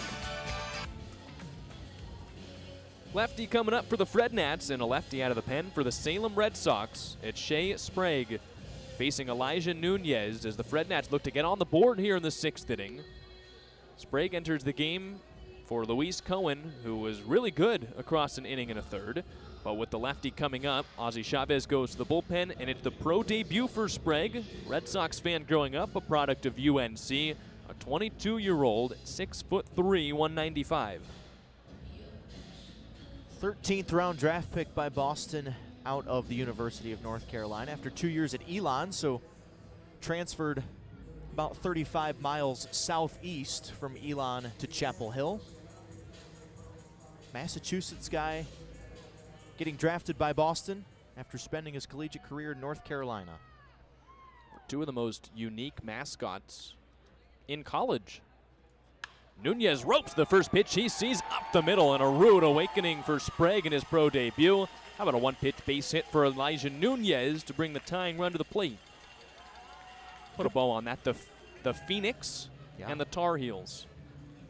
I would bet there's not a second one of those at the collegiate level of either of them. We know there's not a second Tar Heel. No. The only Phoenix I can think of to call back to Harry Potter yesterday is the Order of. Not a college. May I go to the Order of the Phoenix University? It's the right side of history.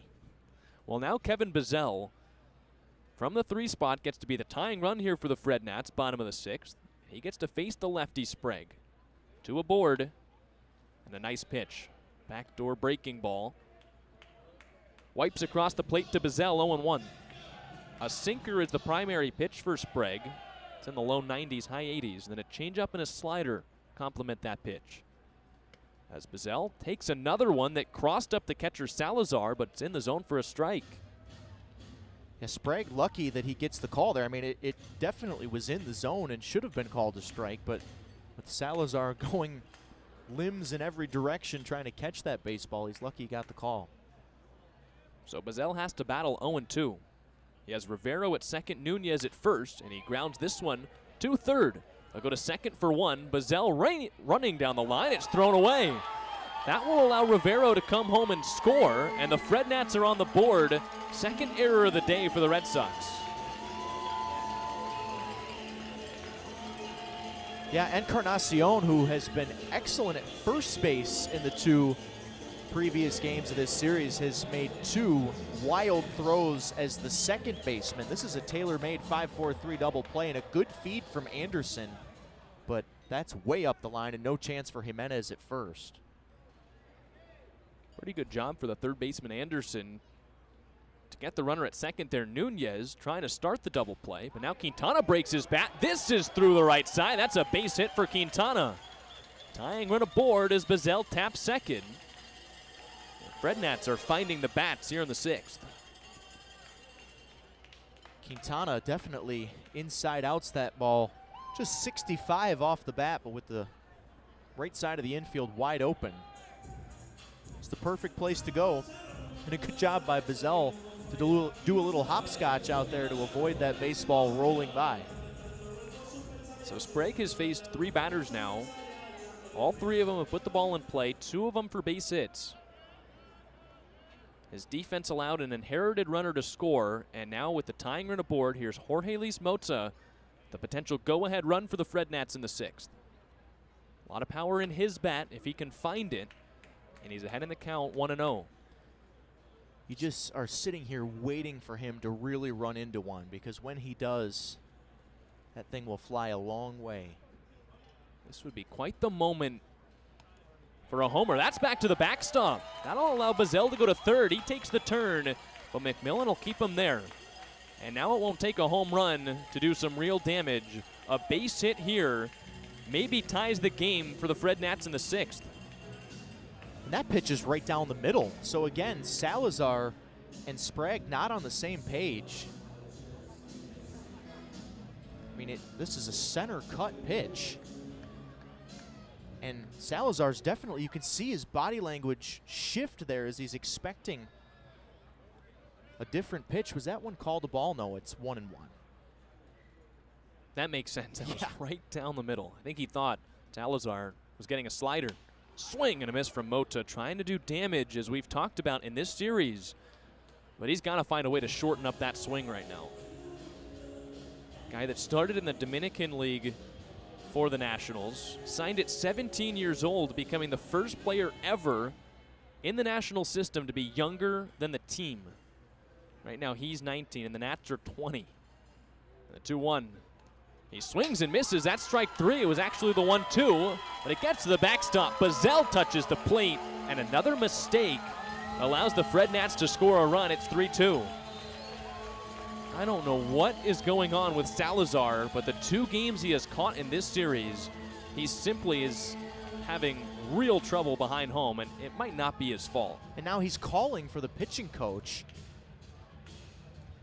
Alex Reynolds will go out there, and I mean, Mota just got all types of tied up there. That's a good slider from Sprague that should have been the put-away pitch to end the inning. Fred Nats struggled with the bats the last couple days. Getting some help here in this inning that is gladly accepted. Those are maybe two of the most anticlimactic runs the Fred Nats will score all year. Throwing error and I would guess wild pitch. Well, that's two runs they'll take. The first one was obviously a pass ball. Yeah. And that one I would guess probably wild pitch.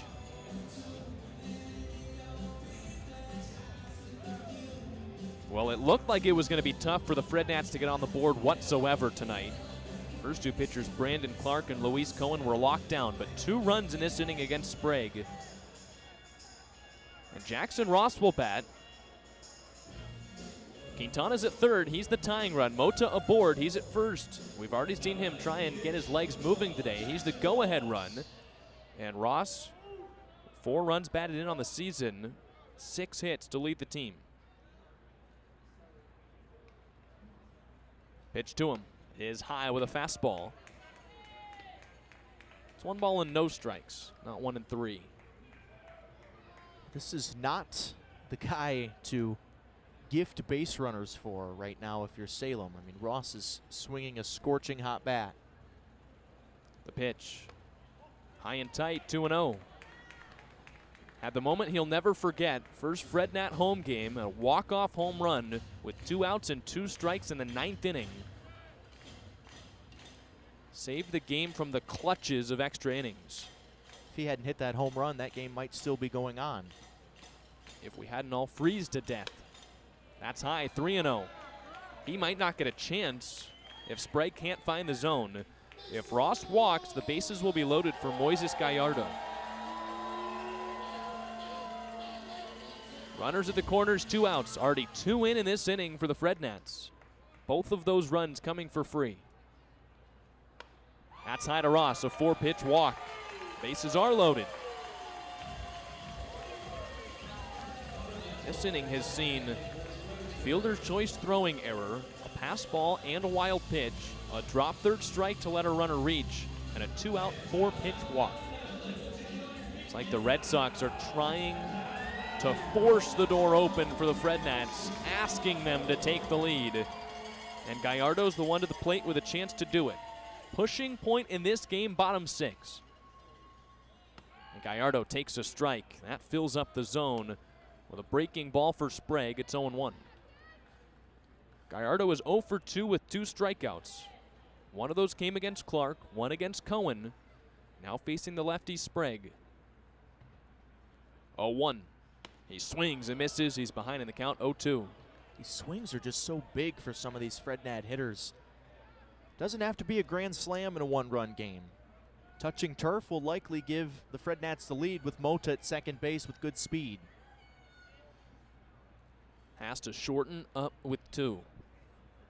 Sprague deals. That's popped foul. That'll do. Just to stay alive for a bit. A much shorter swing from Gallardo.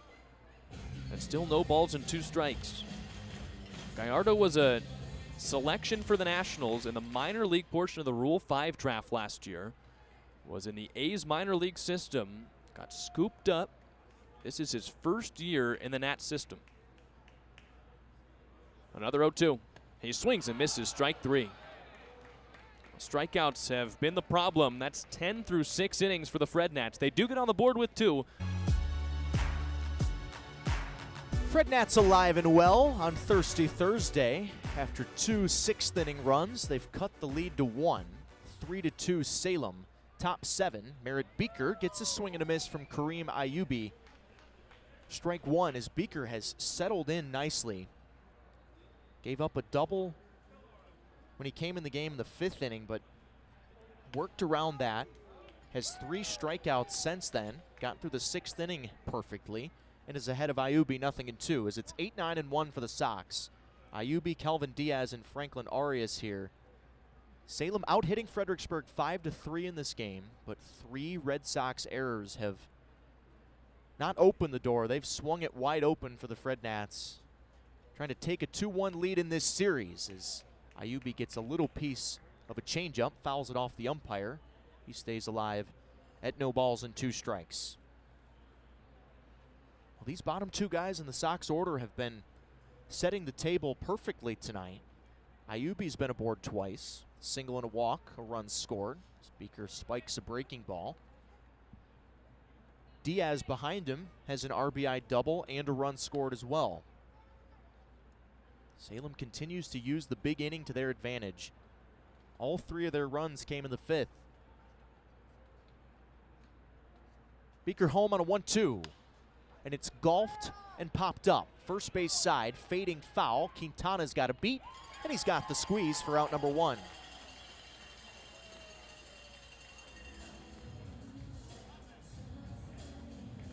Beeker missing barrels here. He's now retired 5 in a row.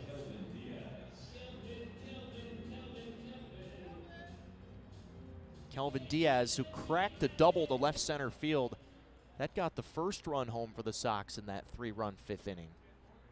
That was off of Beeker, so that was the first hitter that Beeker faced. He's seen all 9 Red Sox now.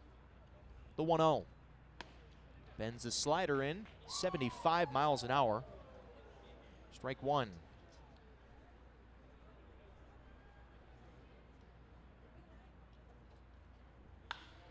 This ball again lifted to right center field. Long run for both outfielders. It's Nunez crossing in front of Vaquero. Highway traffic out there in the gap. 2 zooming cars passing by each other. Nunez makes the call. And those 2 now sharing a happy moment out there. Good job by Vaquero to peel off and avoid what would have been a pretty nasty collision out there. Nunez takes charge for out number 2. Franklin Arias with the bases clear, 2 outs. This is the situation that you want to face him in. Takes down, ball 1. A walk, a single, and an RBI ground out for Arias, although the ground out probably should not have driven in a run. It was that ball that Mota head-scratchingly threw to first instead of home when they had the runner Ayubi dead to rights. Arias will take his 3rd RBI of the season. Beeker home on a 1-1. It's on the carpet to shortstop for Yoander Rivero. Routine scoop, routine throw, and Merritt Beeker now has sent down 7 Sox in a row. The Fred Nats are within a run at the 7th inning stretch on Thirsty Thursday on the Fred Nats Baseball Network. Fred Nats got dancing around the bases in the 6th inning. Used some help from some Salem defensive miscues to score 2 runs. Get back within a run. It's 3-2 Sox as Everett Cooper III twists and bends out of the way of some chin music from Shea Sprague, who was definitely not on the same page with his catcher Salazar when he came into that 6th inning. Got the final 2 outs. Gave up 2 hits and an unearned run. So one of the 2 runs the Fred Nats scored unearned. The earned run tagged to Luis Cohen. The 1-0. Cooper hits a front door slider foul. Coop now up to 0 for 13 on the season. No, it's something that just weighs on a player no matter how much they're trying not to think about it. Just want to get that first one out of the way, and this might be it. High drive to right. Ayubi over the shoulder makes the catch right in front of the J. Barber moving and storage sign in deep right. And Coop has found 2 barrels tonight. Had a 109-mile-per-hour ground out to shortstop earlier. Maybe just missed that one. Slightly mishit on an inside pitch there from Sprague. And he is out number 1 in the bottom of the 7th. That one had the launch angle, but I think just a little on the hands for Coop. And those are the centimeter differences when you're slumping. Ball 1 inside to Yoander Rivero, who walked to lead off that 2-run 6th inning and scored the first of 2 runs, one of which came home on an error, the other one on a wild pitch. Fred Nats still looking for their first RBI of the night, but very much in the baseball game, down by just a run. Merritt Beaker has done well to retire the last 7 Sox. Now the offense trying to do their part. And Rivero, the 9-hitter, up in the count 3-0 after drawing a leadoff walk last inning.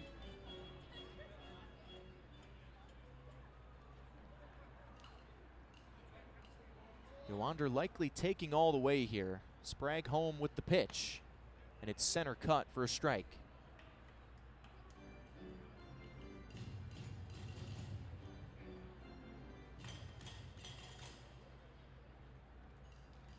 Sprague, the former Tar Heel, in his professional debut, walked Rivero again.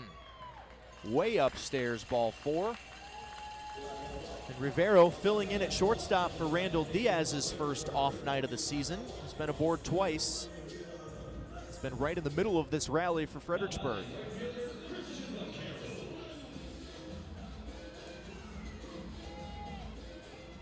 Christian Vaquero takes his 4th at-bat of the night, 3rd from the right side.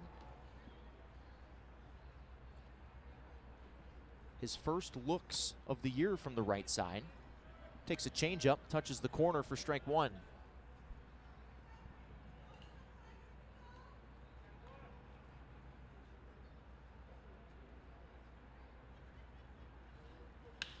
It's a fastball cracked on a line to right, but caught on the run by Ayubi. A couple of pretty hard hit baseballs to right field in this inning, but Ayubi going back for Cooper's ball, coming in for Vaquero's, has put 2 of them away. Coops was a little more on the hand. That was off the end of Vaquero's bat, and it's, I think, a symptom of that lungy swing he can sometimes get. We see him try and extend himself, go out to the baseball instead of waiting for it to come to him. Elijah Nunez took a pitch from Sprague off the hands into center field last inning. Trying to rally with 2 here with the Fred Nats down a run. Spins a slider through the front door and then off the plate, down and out for ball 1.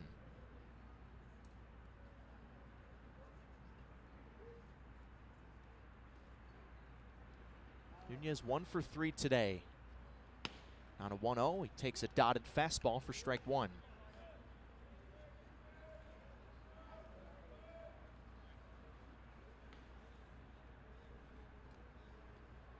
Sprague, the 3rd Salem arm tonight, and the 2nd making his professional debut. There's a floater at 81, a called strike 2, a perfect spot on the outside corner. Good news is it doesn't look like the rain is going to get in the way of a potential comeback. I think we're, knock on wood, pretty clear for the rest of the night. Just a very slight mist. You can only see it in the lights. I doubt the guys on the field are even feeling it. 1-2, slider, and it would have been strike 3, but no pitch because Sprague balked, according to Reginald Webb. Not long enough of a pause, apparently. Well, when you show it in slow motion, the pause is a little longer. Yeah. Hey, he paused for 2 seconds. Breaking ball misses, 2 balls and 2 strikes. I think they got the signs figured out in between innings. We have not seen a mix-up in this. There were at least 3 or 4 last inning between he and Salazar. You would hope that that was the case. Some time between innings. 2-2, tying run at 2nd, and Nunez takes a called 3rd. Pitcher's pitch there on the outside corner, and the Fred Nats do nothing with a walk.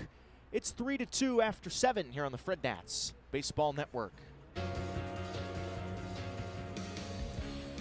It's the 3rd pitcher of the night for Billy McMillan and the Fredericksburg Nationals as we hit the top of the 8th on Thursday. Got another close baseball game. 3-2 Salem as Matt Bolenbacher makes his home debut in 2025 and delivers ball 1 low and away to Antonio Anderson. Bolenbacher, 25 years old, born in Virginia Beach. Returning Fred Nat from the championship squad. Spins in a changeup for strike 1 to Anderson as the Sox send 2, 3, and 4. Anderson, Salazar, and Encarnacion. Second appearance of the year for Bolenbacher, who went 4 up, 4 down. As Anderson hits a chopper to shortstop. Rivero backs up and plays the big hop and throws in time to first. 3 pitches and 1 out for Bolenbacher. One of 2 former Dallas Baptist Patriots on this current Frednat roster. Nate Rombach the other. It's a good breaking ball to get Antonio to beat it into the ground. Really long throw for Rivero as well. He had to wait for that low hop because the high hop was taking a bit too long. I don't think he could have charged that. He would have had to short pick it. 35 appearances last year for Bolenbacher with Fredericksburg. Swing and a miss by Salazar. 58 1/3. How about this strikeout to walk ratio? 65-13, as that's a line drive and a base hit. Down the right field line for Salazar. It'll roll all the way to the corner. Vaquero picks it up. Salazar cruises into second, standing with a 1-out double, and that would be a big add-on run for the Sox, who feel like they've been backing up on their heels for a while in this game. Trying to hit back and take control once again.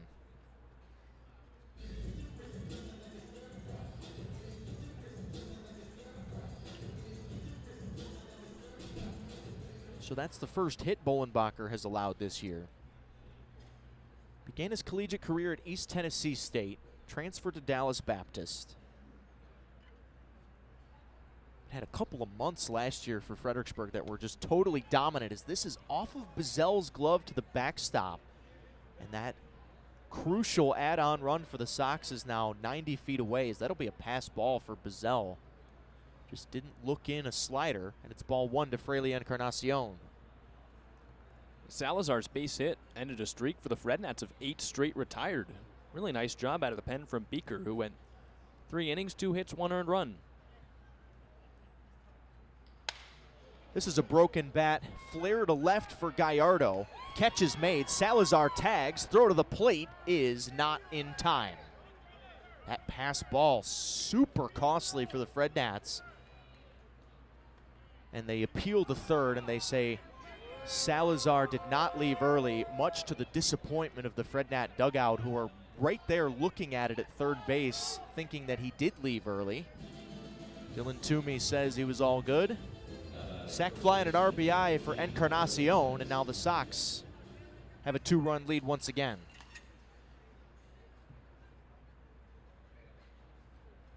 Frederick Jimenez shoots a ball foul straight over our heads in the booth for strike 1. Just feels like the Red Sox have made fewer small mistakes in the moments that matter in this series. Of course, they gave the Frednats their 2 runs today for free, but when it really mattered, bases loaded, some of those situations with runners on, they got a little more airtight. Frednats have just played a tiny bit more sloppy throughout the early part of the year. You think about that ground ball to third as Jimenez lifts a fly ball to left field for Gallardo, moving towards the line. He's got a beat, and he's got it to retire the side. But a double, a pass ball, and a sac fly turns into a run for the Sox. They lead 4-2, middle of the 8th on the Frednats Baseball Network. Frednats down 2, bottom 8, 4-2 our score. 3, 4, and 5 due up. It's time for these big bats in the Frednat lineup to do something here against Shea Sprague, who fires strike 1 to Kevin Bazell. It's Bazell, Royce Quintana, and Jorge Mota here. Just 3 hits in this game for the Fredericksburg offense after only 4 hits in yesterday's ball game, as Bazell squibs 1 foul off the end of the bat and is quickly down 0-2. Jack, it feels like Sprague is vulnerable for a rally here. Frednats have just got to find a way to get to him. Problem is they've left 6 on in the last 3 innings. They've had their chances. There were times last night where they did too, but for the most part, Salem dominated on the pitching side. Tonight, Frednats have left a lot of guys on over the last 3. Bazell hitless tonight in his return. And on 0-2, he reaches and grounds 1 to shortstop for Starlin Nunez, who sidearms and whistles 1 way high.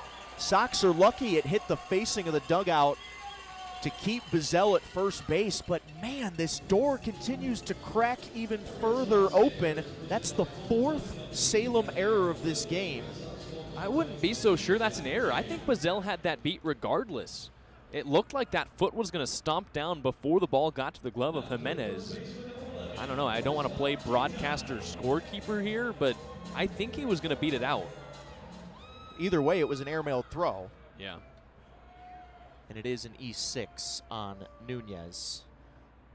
If I'm Bazell, I'm lobbying to the league. Help me get another hit. Royce Mark Quintana slices a ball foul.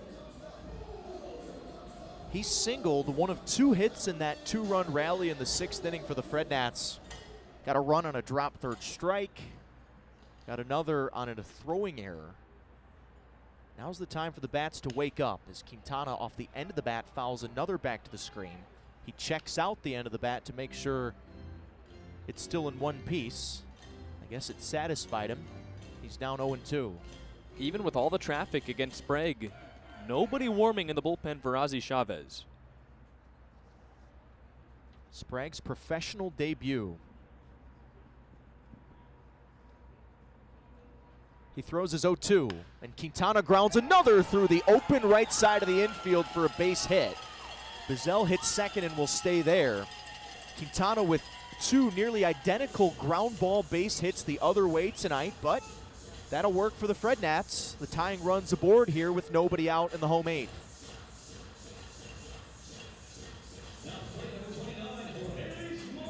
Well, I really like the approach from Quintana. If they're going to give him that right side opened up, especially with somebody manning first, he's just poking it through. And he's getting a lot of those outside pitches that aren't coming in all that fast. Possibly a bunt here, question mark for Jorge Mota, as Salazar saw the pitch clock running down and smartly called time. That's good awareness behind the plate there for a guy that overall has struggled tonight defensively. Salem not expecting a bunt. The infield is totally back, and they are correct. Mota not thinking about a square. Takes a fastball inside for ball 1. Jorge has been aboard twice. He had that drop third strike that scored the 2nd run 2 innings ago. Now to 1-0.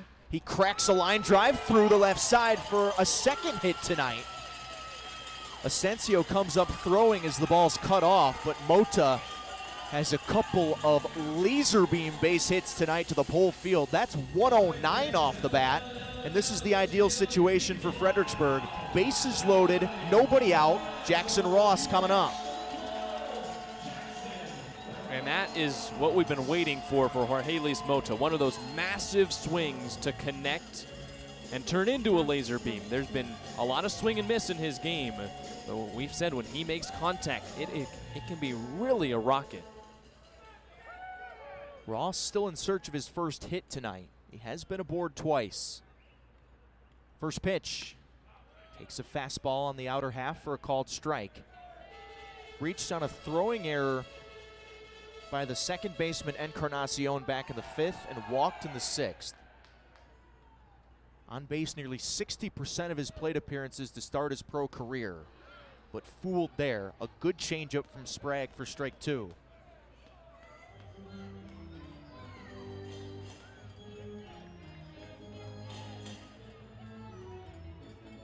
Had a moment on Tuesday that you dream about as a kid. First home game as a pro, walk-off homer. 0-2. Thought about it. Took that changeup just a hair off the plate for ball 1.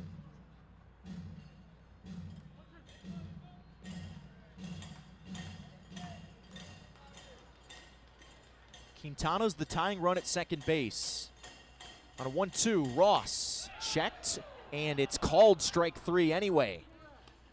Dylan Toomey punches him out. Tight slider from Sprague puts a huge first out on the board here as the Sox try to hold on to a 4-2 lead.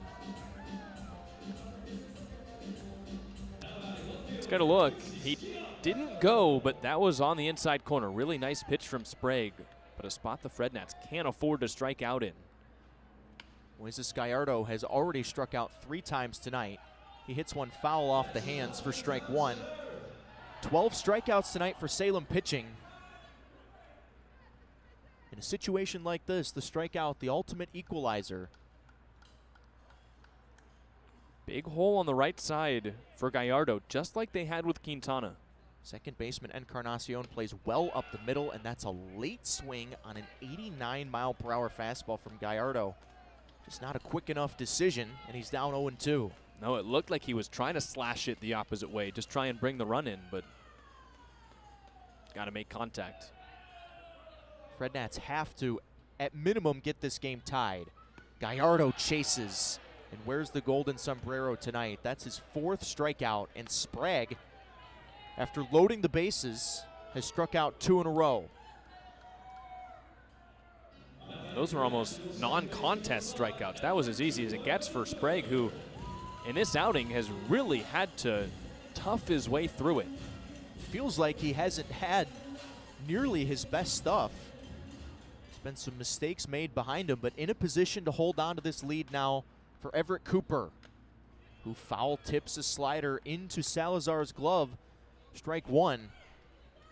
Boy, how the momentum has quickly shifted in this inning. Now would be a great time for Cooper's first hit of the season. The 0-1. Up with the letters, a ball and a strike.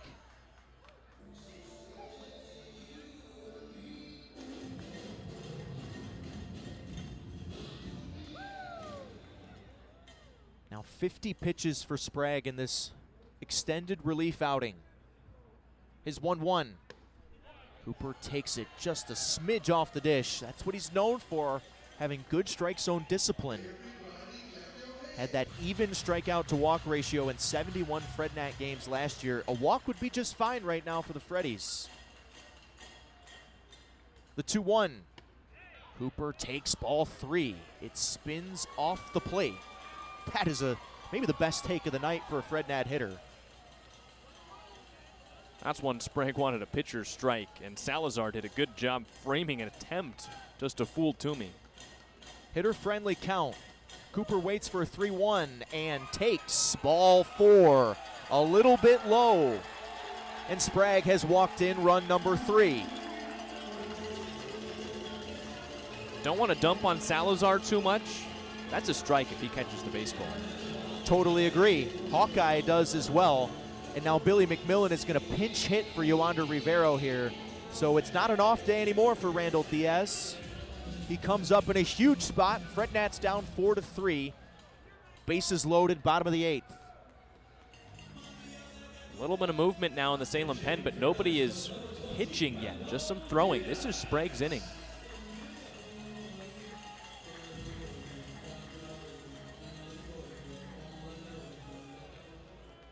So Randall Diaz gets an at-bat here in a high-leverage spot.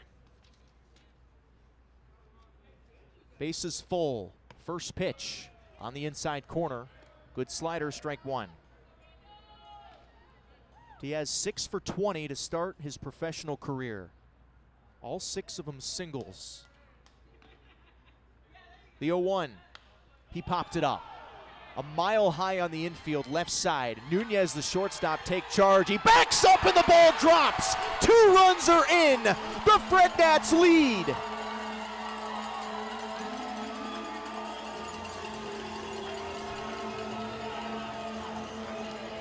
Oh, Salem. They are going to be kicking themselves after this one. What was it I said last inning about Salem executing when it mattered? Flip the script around. I mean, this is just a towering pop-up, and mind you, it is not raining anymore. This is just a horrible misplay from Nunez. He just overran it. He came in at 100 miles an hour, needed to tap the brakes a lot sooner. He hit the gas pedal and overran it. The ball dropped. Quintana and Mota both score. Good on Mota, especially at second base, for hustling all the way around to score the go-ahead run. Cooper goes first to third. Diaz ends up at second. And the pitching coach, Alex Reynolds, ends up at the mound. What do you even say to Sprague? He made the pitch that he needed to make to get out of the jam, and the ball falls. That's a sorry kid, because that went down as a hit. Nunez didn't get any part of his glove on it. That is a double for Randall Diaz. What a way to pick up the first extra base hit of your professional career. Oh, man. 5-4 Frednats now. Frednats certainly not complaining about the lead, but this has been a total disaster tonight for the Sox as Christian Vaquero fouls a ball off of himself. Up the first base line it goes. But this is the point where if you're Fredericksburg, you got to really twist the knife in. Officially only 4 Salem errors in this game, but for all intents and purposes, that has to be. It's not officially an error, but you think of it as a total error, at least by the dictionary definition of error. A blunder. Yes. Bad news Bears-esque. And now Vaquero high and deep to left center field. That knife is twisted in. Diaz watches it roll up against the wall. Both runs are in. Vaquero will get to third, head first. It's a 2-run triple. And the Frednats take full advantage of the opportunities the Sox have presented.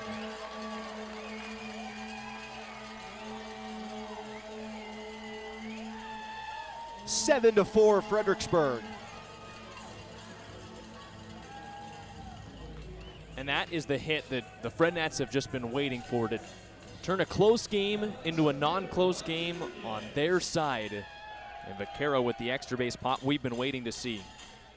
And again, another right-handed extra base hit for Vaquero, who has done a ton more extra base damage from that right side as a switch hitter so far in his career. That's his first triple of the year. And it's 1-0 on Elijah Nunez, who's the 9th man to bat in this inning for Fredericksburg. And he lobs one to left for Yosander Asensio, who does make the catch to retire the side. The Sox provided the opportunity. The Frednats took full advantage. They score 5 times in the bottom of the 8th to take a 7-4 lead to the 9th on the Frednats Baseball Network. Christian Vaquero made the Salem Red Sox pay big time for just an awful defensive mistake. He dropped a pop-up that allowed the tying and go-ahead runs to score, and then Vaquero turned a 1-run game into a 3-run game with a laser triple to left center field. Here it is. Got a hanging slider and crushed it. Diaz had no chance to run it down. And now, a chance for the second professional save for Robert Kranz. This was a guy that was central to the Frednat bullpen's effort to the championship last fall. And now Kranz, 21 years old from Keller, Texas, makes his second appearance of 2025. Did allow the first run of his pro career on Sunday at Carolina, but there you go. Only 4 official errors for the Salem Red Sox, but Randall Diaz officially credited with a double on that pop-up to shortstop that was mishandled by this guy, Starlin Nunez, who leads off the top of the 9th for Salem, needing 3 runs against Kranz to extend this game. It's Nunez, Yosander Asensio, and Kareem Ayubi. 6, 7, and 8 against the former Oklahoma State Cowboy Kranz, who fires a fastball for strike 1. I'm not sure Ozzie Chavez will DH Franklin Arias again. 1 actual error, basically 2 errors by Nunez at short that inning. Switch hitter batting from the left side takes that 12-6 curveball from Kranz. That's his put-away pitch, and he's quickly up 0-2.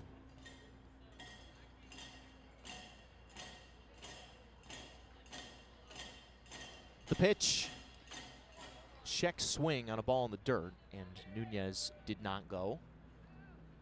Kranz got 13 outs in the playoffs and did not allow a single hit. His only professional save to this point came in the playoff opener, the final 5 outs of that game. He's home on a 1-2, missed way upstairs, 2 balls and 2 strikes. But this is the role we expected Kranz to play. Honestly, was a little bit surprised to see him here in Fredericksburg to start the season as opposed to Wilmington, but then you remember he didn't have that many Fredericksburg innings as this ball is lifted to center field for Nunez. And there's 1 out on the board in the 9th.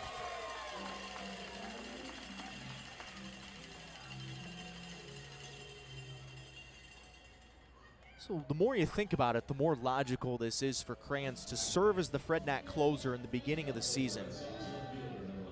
7th round pick from Stillwater after 2 years at Wichita State. There was whispers that he might be moved into a starting role in spring training, but he's closing and he's blowing a fastball past Yosandra Asensio for strike 1.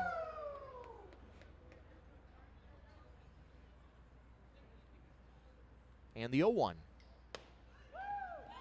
Missed just a little bit up and away with a 73-mile-per-hour curveball. It's the fastball, splitter, slider, curveball for Crayons. The 1-1. Popped foul over our heads again. 1 ball and 2 strikes.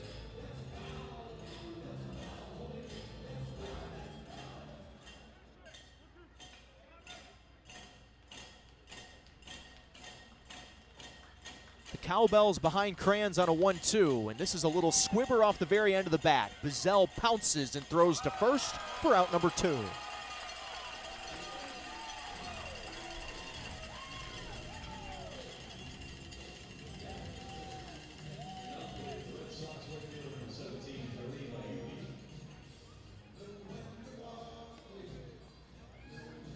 I think that's the splitter there with some late movement.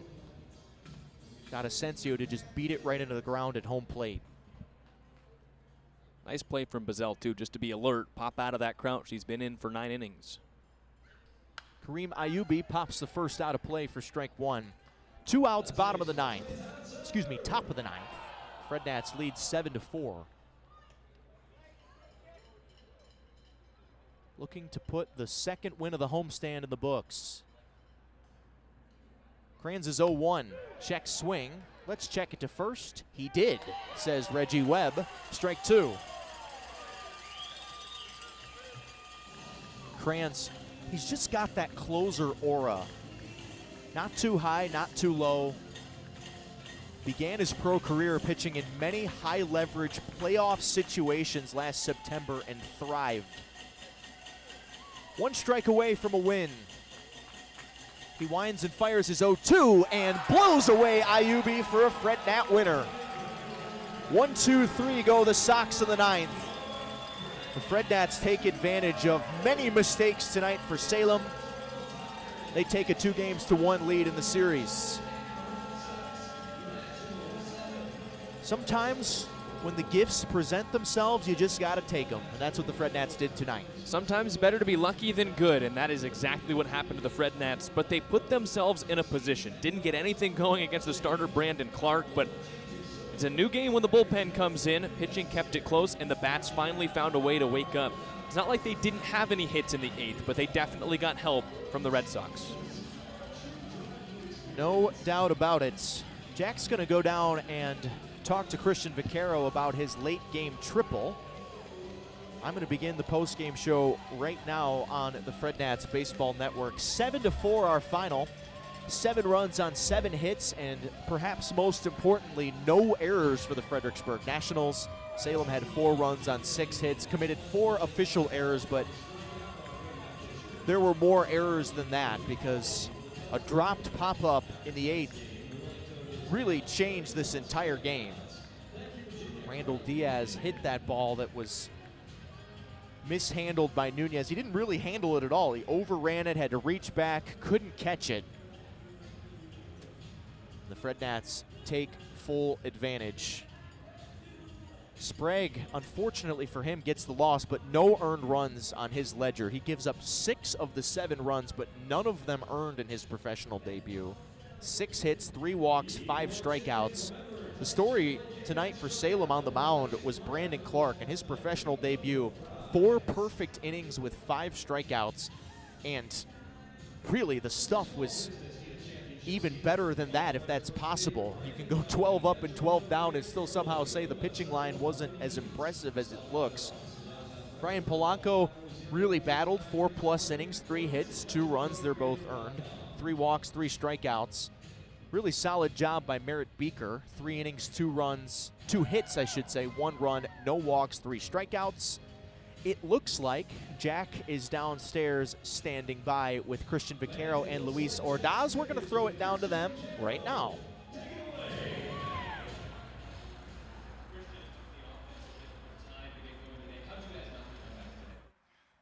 Dice que la ofensiva nos costó volver de atrás, pero ¿cómo pudimos lograr esto? Bien, bien. Al principio no estuvimos bien, pero después supimos venir de abajo y la confianza, más que todo, fue lo que dio esto. Now we start slow, but the confidence we have in ourselves, we can put, real good at bats later on. That's why we get that win. 8th inning, you hit a triple, tapping into some of the power we know you have. When you stepped up to the plate, what were you looking for? En el 8º inning, diste el triple ahí y sabemos que la clase de poder que tú tienes. Sí, yo solamente fui ahí ya que tenía 4 turnos sin conectar Gil. Solamente fui ahí a elegir un buen picheo y hacer un buen contacto. Yes, and there, I was looking for a good pitch, so I can drive, and I get it. That's why I put a good swing on it. Now to wrap it up, Christian, what do you have to say to the fans who stayed throughout the rain today to see you guys mount another comeback win? Que tiene que decirle a los fanáticos que nos estuvieron apoyando hoy aquí con la lluvia y todo. Que sigan aquí apoyándonos, que a pesar de todo nosotros nunca nos rendimos. Continue, to support us, because we never, we always keep going into the end so we can get those wins. All right, Christian, thank you. Congratulations. Thank you. That's Christian Vaquero.